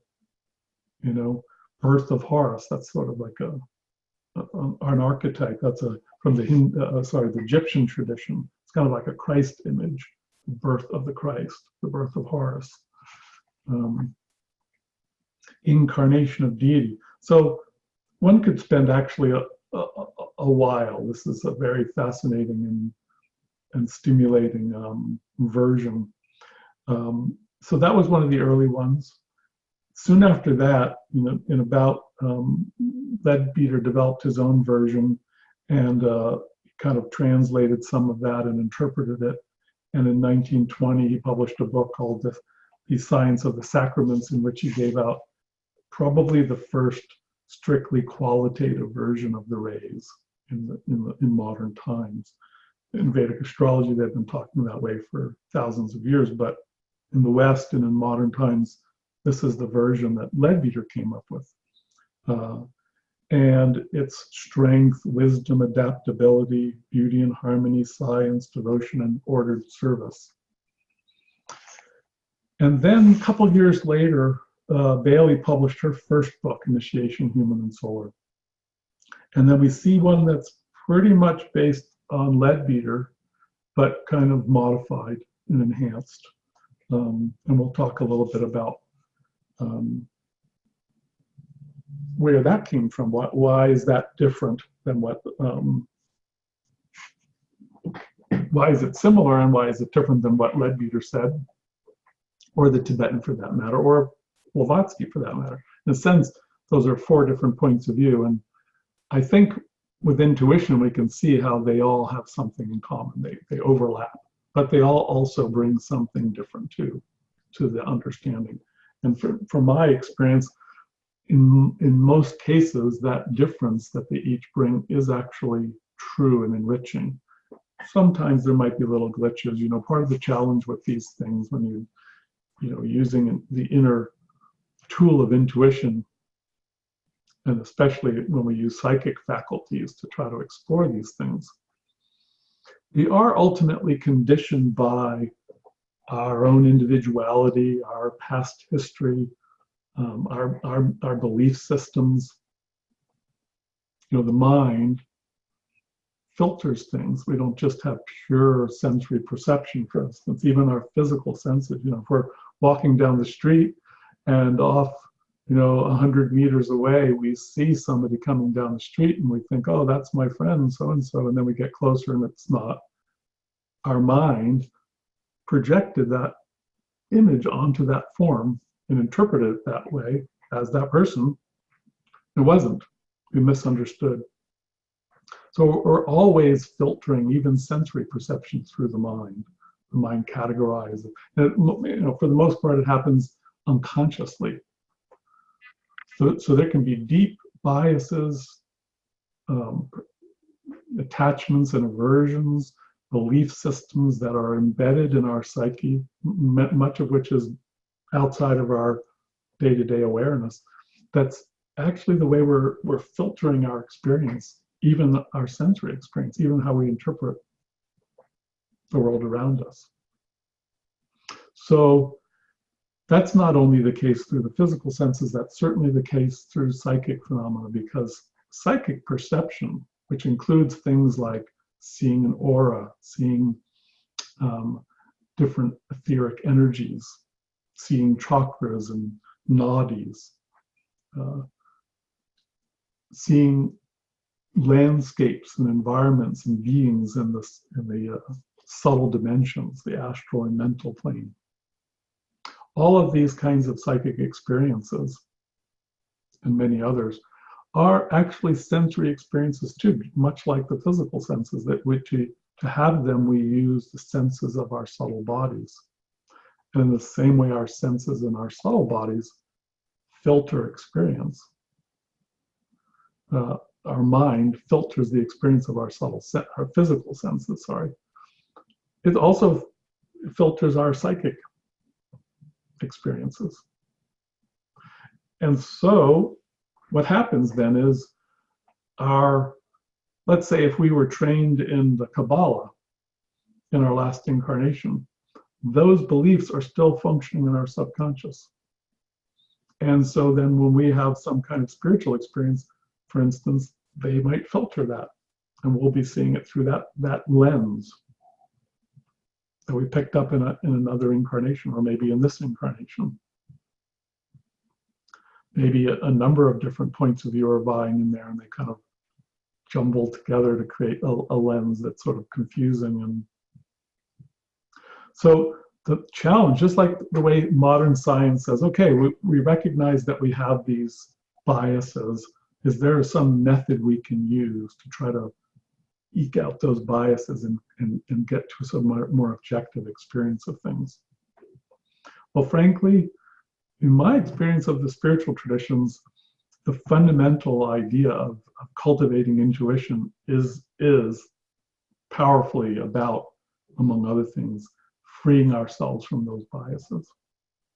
And one of the most profound biases that deep spiritual and intuitive development frees us from is our desires and aversions, because our preferences, our likes and dislikes, our attachments and aversions, they cause us to perceive the world a certain way. We break the world into categories of things we don't like, things we do like, experiences we like and don't like, situations that make us bored or restless because there's nothing happening to fulfill our desires.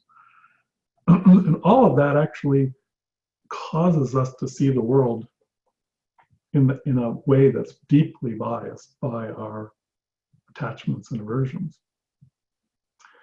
And so as we develop deep acceptance of reality as it is, deep inner contentment and a letting go of attachments and aversions, so we have more equanimity, our emotional biases relax and we become more peaceful. We can attain deep inner peace and harmony. But to free ourselves from mental biases is subtler and harder. Spiritual practice will help with that too. In fact, it ultimately should have the same goal. And most spiritual traditions acknowledge that that's part of the goal of awakening too, is to free ourselves of that. But you know, the truth is, as long as we have a body,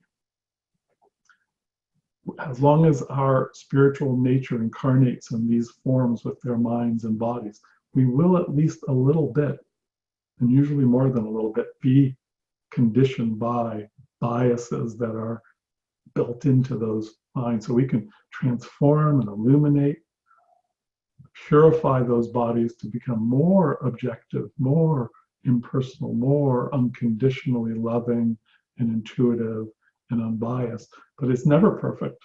There's always, you know, even the great Maheshwarnath Babaji, Sri M's guru, said, as long as you're, no matter how advanced the person, as long as they're incarnate, even a master in a physical form, there'll be imperfection, there'll be bias.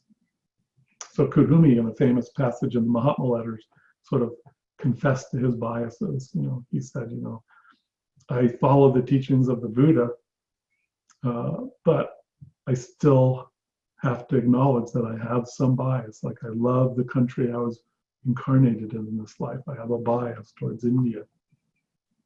You know, he sort of listed a few things like that he recognized that there was still a remnants of bias there. So it's always there. And so to have a true intuitive, to really understand these deep spiritual realities is difficult because, for one thing, they require capacities like psychic abilities and especially intuition that most of us haven't developed that deeply. So that's the first challenge. And the second is, that kind of goes with that, is there's all these biases that we have emotionally and mentally that condition and interpret our experiences. So even as we awaken, let's say we're sort of in an intermediate state where we're not quite a master yet, but we've definitely developed enough intuition. We're kind of going to be in this intermediate zone where those biases that are still in there will be filtering things. And that's one of the values of being initiated into a tradition that kind of helps provide a framework to interpret and sort of build in an understanding that sort of strengthens our intuition. But that's a two-edged sword, because what if that tradition's teachings are not perfect? And of course they never are. Then that's going to help me in some ways, and it's going to also be a limitation ultimately. So I think for me, part of this whole context of talking about the Dharma in general, the reason I talk about emergent Dharma, and in specific themes like the seven rays in particular, is because I think one of the great challenges and opportunities of the time we live in is that because of various conditions in the world, it's causing a situation where we're becoming more aware of the biases in the spiritual traditions and teachings in the world than we ever have. And it's pretty obvious, and it's easy for many of us to recognize some of the biases in sort of mainstream religious traditions. But what we're also discovering is, if we kind of go around, for instance, and interview, a shaman from, Central America, or a shaman from Africa, or a yogi in India, or a Kabbalist in the Middle East, or, a Buddhist in China, et cetera, et cetera. And we get a bunch of different perspectives, and we say, what do you think? Do you experience elements? What do you think they are? How many are there? And what you'll tend to find is most of them will say, yeah, I experience elements. And then when you start getting into what they are, then you start to getting into divergences of opinion. And then you can even say, well, do you correlate the elements with other things? Yes, the four directions, the different colors of the rainbow, and on and on and on, all kinds of correlations. And then you start to see all kinds of disagreements. So if we go around and study all these different traditions, we find areas where there's amazing similarities of the teachings. Universal recognition of inner worlds, for instance. Universal recognition of some deep fundamental reality. Deeply intuitively developed people tend to ultimately awaken to that, whether they call it God or the Tao or Buddha nature. There's some primordial reality. Pretty universal. It doesn't matter what part of the world, ancient and modern, there's a deep recognition of that. Even some esoteric ideas like energy centers, multiple dimensions. Many traditions across the world believe in reincarnation and karma in some way or another. So there's certain truths like that that are much more universal. The universal reality that spiritual qualities are positive to cultivate, and that you can cultivate them, and you can get quite advanced at cultivating them, and that it takes spiritual practice to cultivate them. These are all kind of universal truths that we see. But if you ask, how many chakras are there? What colors correlate to which chakras? Which qualities correlate to which chakras, et cetera, et cetera? Now the traditions start to diverge. Each tradition has its own idiosyncratic points of view. Sometimes they overlap, sometimes they don't. So kind of for some of us, a somewhat challenging thing to face in our times is the recognition that, in some areas, there's actually not a lot of agreement in spiritual traditions. So it can be kind of convenient or easy or comfortable to settle into one teaching and kind of become a true believer in that teaching, like, oh, well, this is how it all is. If I'm a Hindu and I study, Raja Yoga or whatever, this is how it is. These are the right colors and the right, elements and how everything correlates and so on. But actually, if I'm kind of which is common for modern practitioners to sort of branch out and look at other things, start to realize if we look a little too closely, oh, so now that I'm looking at the Kabbalah, I'm realizing they don't match up that well. That's not a good fit. And then I look at Chinese Taoism or Qigong, and I see another system. And there's some interesting parallels, but in many ways that doesn't fit. So then we start to ask ourselves, so, how, so my experience is these basic realities like elements, planes, chakras, and so on are real. But we're kind of going through a transformation right now where we're going back to square one and saying, you know what? For some of these things, there's a lot of universal experience to validate that they're true. And in other areas, we kind of really need to be a little bit more scientific about it and say, let's kind of take a big step back and say, maybe we don't know. And we need to just, maybe if we approach the whole thing without like dogmatism, without saying, my tradition is the right one or anything of that longness, if we just say, okay, some of these areas it's less clear. Maybe I have my own experience, but perhaps I should be a little bit more detached from that and not think, that this is necessary. Be willing to encounter other points of view. That's sort of in science. If you have different points of view, then you embark on trying to objectively experiment and explore and see if you can hash that out, figure out so that's the opportunity. If there are a number of different points of view, it's an opportunity for clarification. But that's not gonna come suddenly. That's a multi-decade and century-long process. But I think it will lead to a more profound, a more illuminated system. So I'm not claiming to offer the final system in that regard. This is just, I'm kind of working within that spirit. I'm comparing different systems and using that as a source of inspiration to guide my inner intuitive process, seeking to kind of keep opening to a more and more equanimous, objective, detached perspective, and to just see what's there. Because that's the beauty of intuition, is it's not about applying a theory. You don't apply the theory to your experience. You let reality teach you about itself. Intuition is a faculty where you penetrate into the inner order of reality as it is, how a self-existing nature of things is revealed to you. And so the less biased you can be, the more mirror-like your consciousness can be, the more you just reflect reality in that mirror.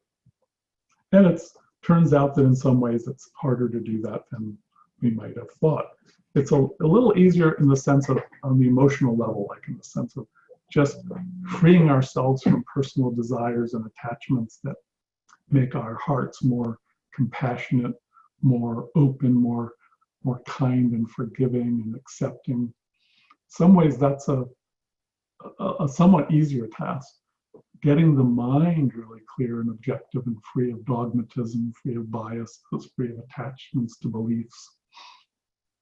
That's turning out to be a little harder. But a great opportunity. So in that context, part of what I'm sharing about the rays is a philosophy of saying, let's try to be open-minded and exploratory and have that kind of beginner's mind and approach it in a sort of fresh, sort of intuitive form of science, and see what we discover, see what it awakens in us.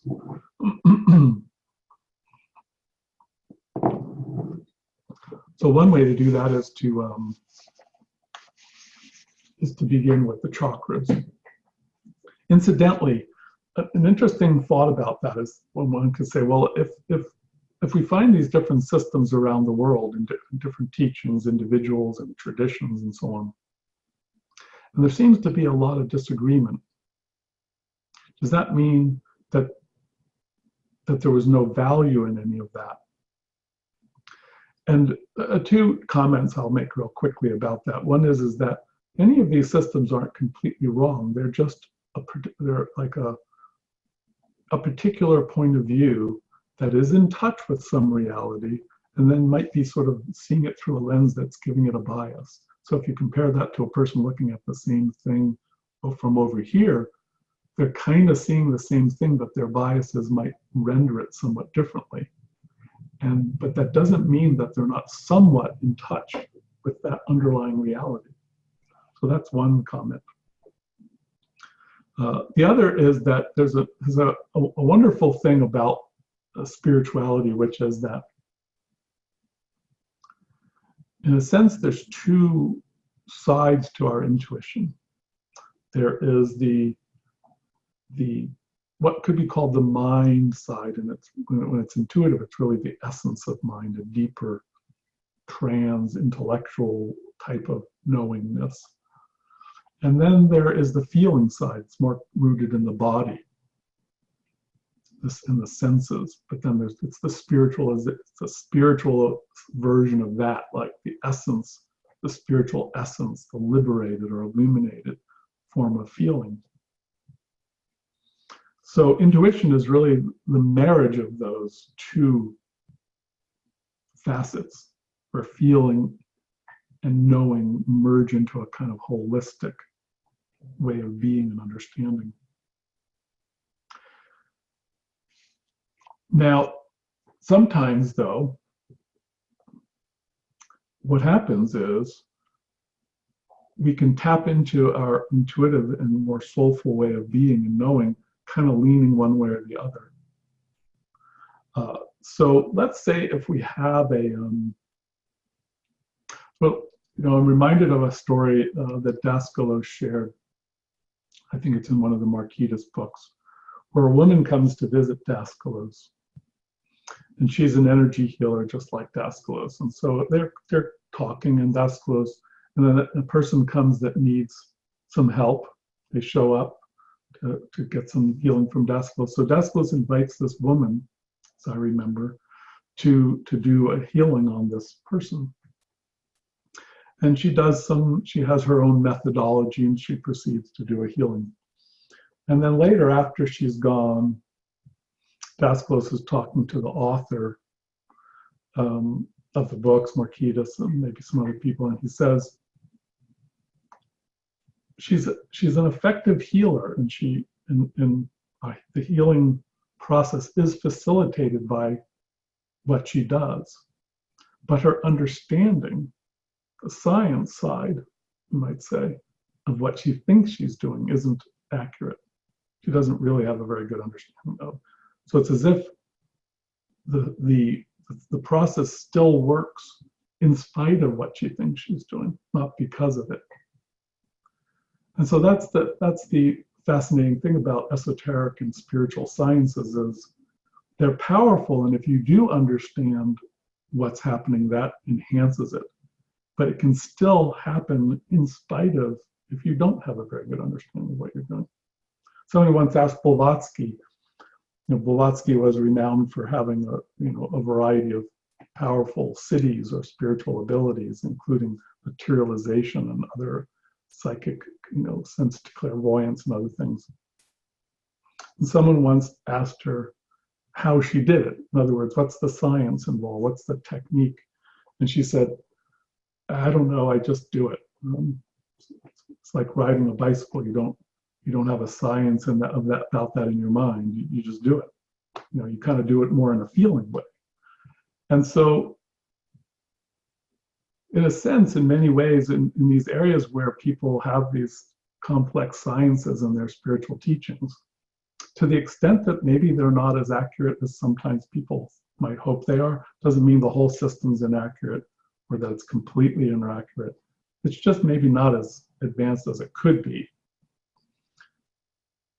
And in a sense, what these anecdotes are kind of pointing to is the reality is, well, in many cases, people are still progressing on the path well, doing their practices fine, and even doing forms of service and healing and so on. And because in a sense, the instinctual feeling aspect of their nature knows how to ride a bicycle, knows how to do it, it still works, in spite of their mind having a model of what's happening that may not be entirely accurate. So, but I will reiterate, if the mind and body are more integrated, if the mind's understanding of what's happening is clearer, is deeper, then that's more powerful, that's preferable. So that's part of what our aim is to hear is, look, can we clarify this science more? And so part of what this Trans-Himalayan tradition teaching is kind of saying is, well, you know, we've been spiritual scientists, among other things, for a very long time. And if you want some perspective, here's our system. And maybe it'll help to clarify some of this confusion that exists. And part of what they were offering initially, especially, is some insights into why, if you know that a deeper teaching, it kind of illuminates why there are different points of view that seem contradictory, what the biases are and why they're partial, because you can see that there's a deeper pattern behind it.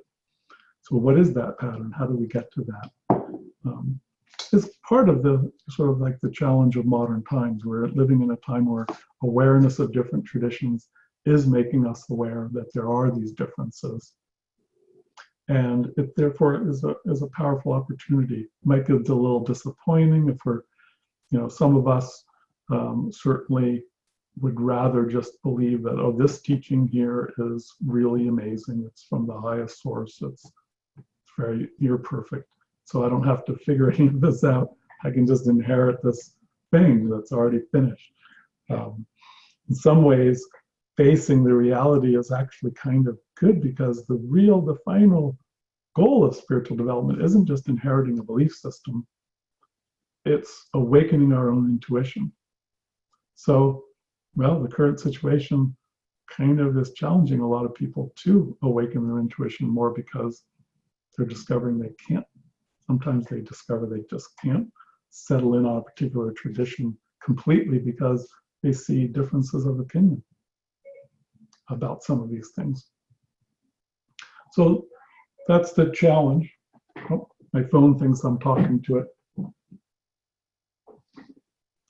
Let me turn that off.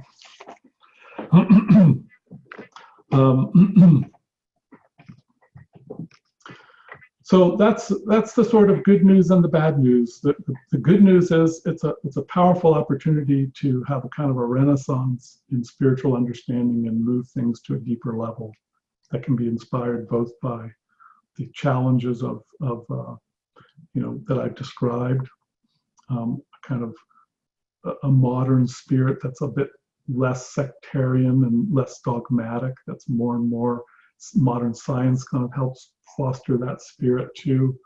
Modern psychology helps us clarify some of these issues and even have clarity specifically about the issue of the way bias works and so on. And we have influences from new traditions that we were less aware of on this side of the veil, you might say, in the outer world. There wasn't much awareness in many parts of the world of deeper traditions that can kind of help. Maybe they have a head start in having, you know, cultivating a deeper dharma, deeper cosmology and psychology.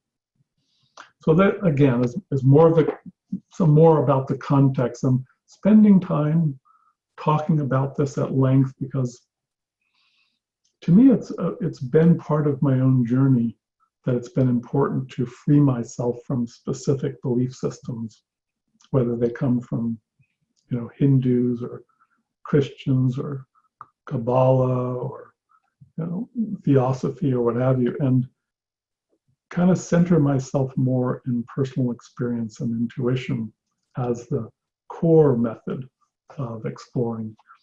And my journey, to me, has been satisfying because I feel like it's helped integrate and resolve discrepancies and reveal a kind of fuller richness.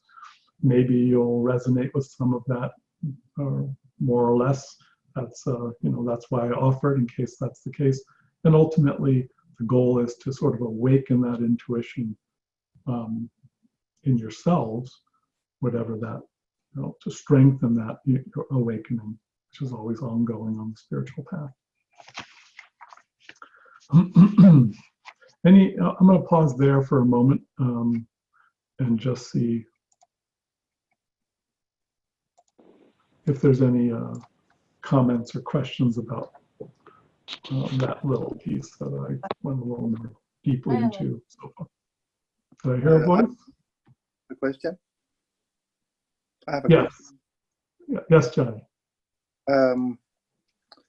I sometimes encounter people or spiritualities who seem to work with more than 7 rays. Sometimes it's 8 rays and sometimes it's 12 rays.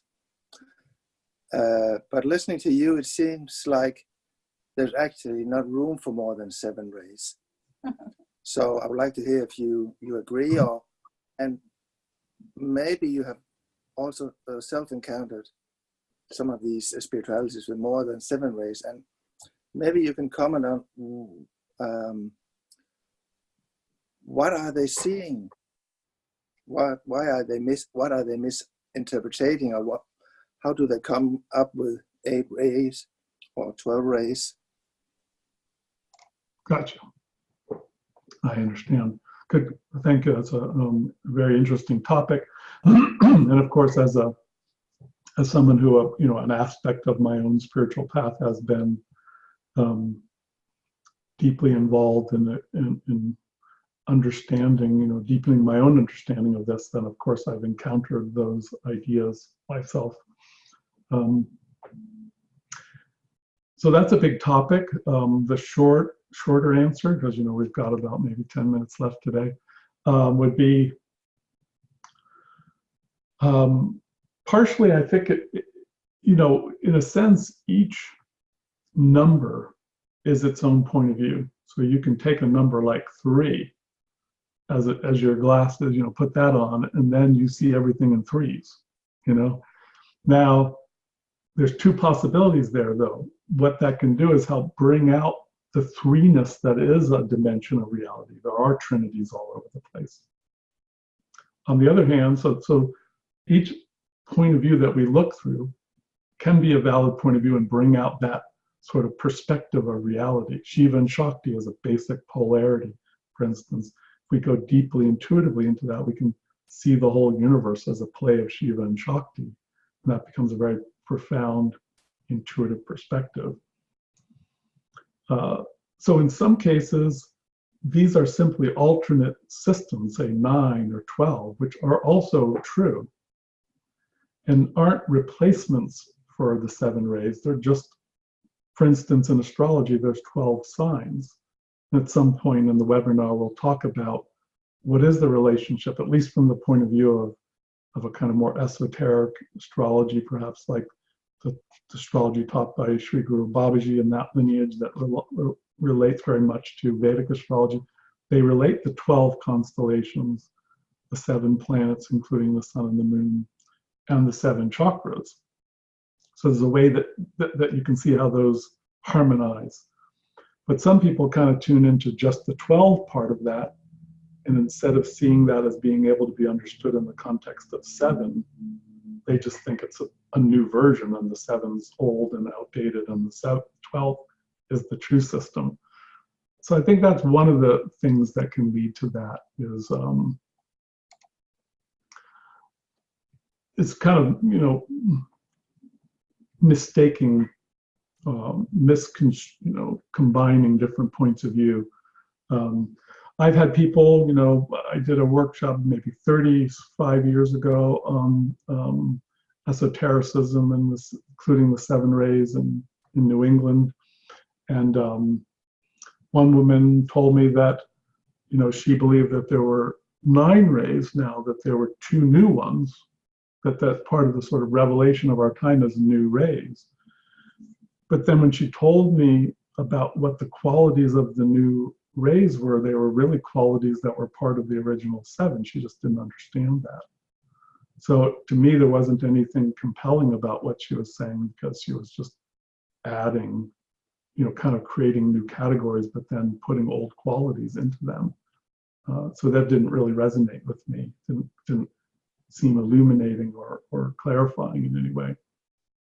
Part of what motivates that, I hate to say this, but I think that one of the biases that we have around today that we have to be careful about is what I would call the New Age bias. which isn't to say that I say that the whole New Age world and mentality is biased per se, but rather that once a person might kind of come on fire with the idea of some type of newness, however they might interpret that, it can lead to a mentality of kind of looking for, oh, everything has to be changed because it's new, it's a new age, it's a new, new dharma, new something. And so it leads sometimes to people just kind of feeling the need to enhance or change everything about traditional teachings and say, oh, well, now we have a new number of planes, we have a new number of chakras, we have a new number of rays. And I haven't found that to be very, very compelling. I think it's actually driven more by a bias of like, what's new? They're trying to figure out like what's different. And sometimes that's applied in areas that aren't necessarily particularly different, or they can be seen as different in some ways, but maybe not necessarily in that way. So I think, it's fine that these ideas are around. Somebody once asked, I think it was Linus Pauling, the scientist, who won a Nobel Prize, I think, for his work on polio. And somebody asked him once, how do you come up with so many good ideas? He's innovative a lot throughout his life. And he said, well, I come up with thousands of ideas and I throw out all the bad ones.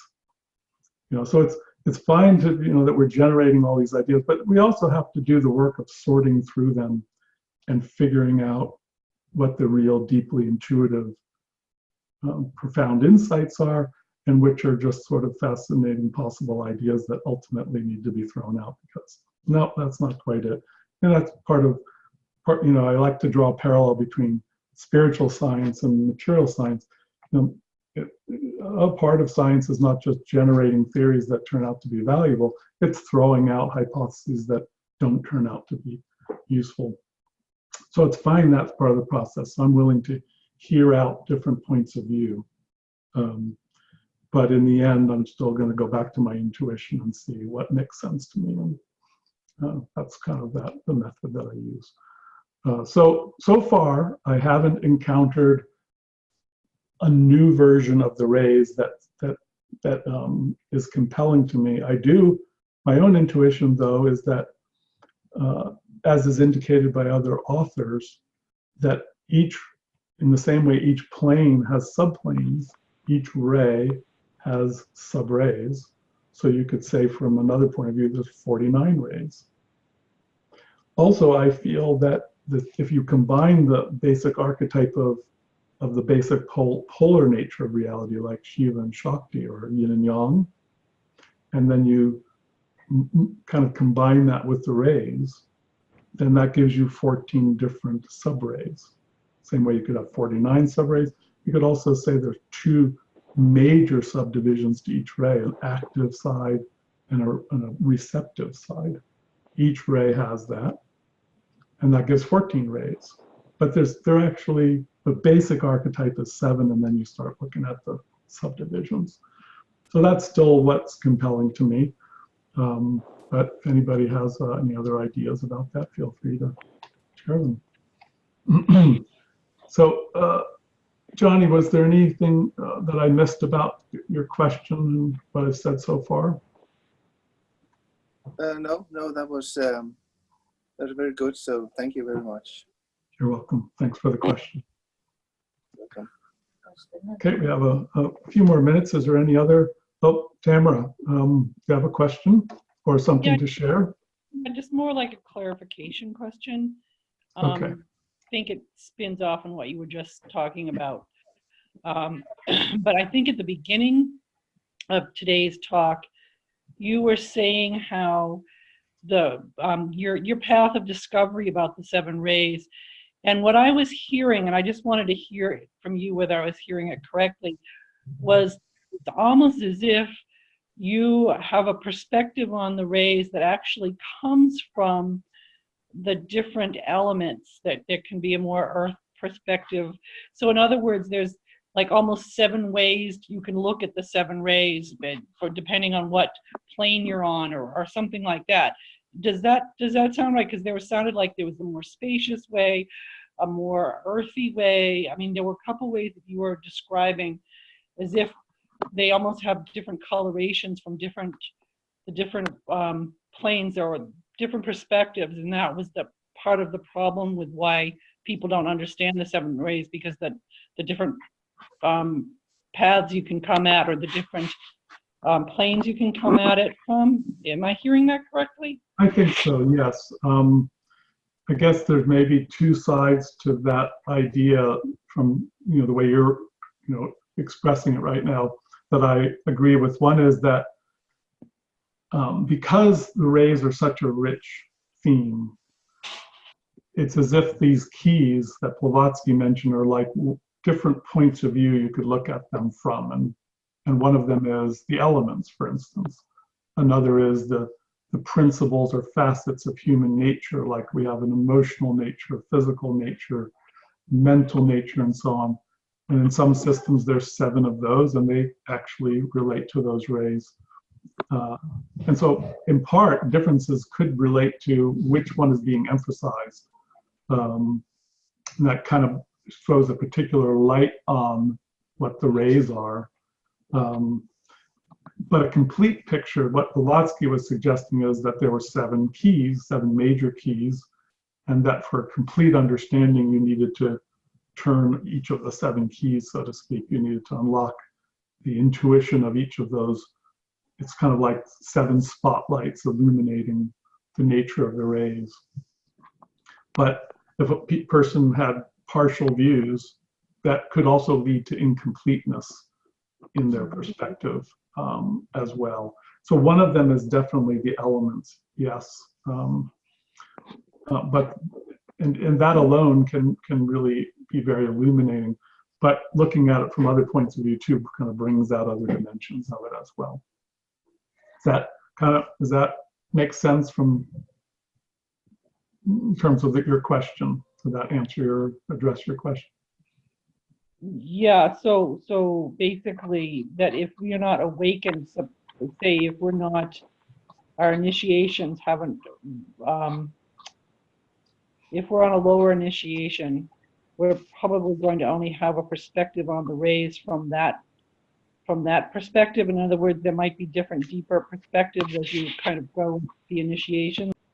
Yeah, that's part of it. And certainly just the general idea that at certain levels of initiation, it would be harder to even access the essence of like, for instance, the spaciousness of the certain rays is harder to access at earlier initiations. So it's harder to see them all in perspective, and you get a sort of more limited perspective about them.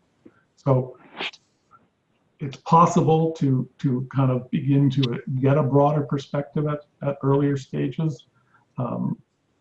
But it's certainly easier as you progress through the different stages of awakening to have a more complete and clear understanding of the rays. So yeah, that's part of the issue 2 stage of development.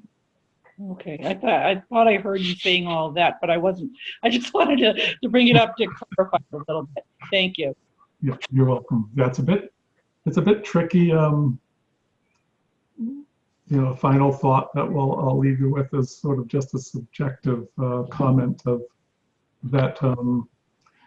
It's a bit tricky sharing this science, because although it's I find it very illuminating and powerful, it's also very multifaceted and rich, and it's almost a question of where to start. There's so many interwoven parts, and so I'm just kind of diving in. But we'll keep circling around to different themes and deepening them, and it'll start to kind of create a wholeness of interconnected parts, and it gets clearer and clearer how they all fit together. It includes these kinds of components like elements and planes and chakras and rays and many other themes and how they connect.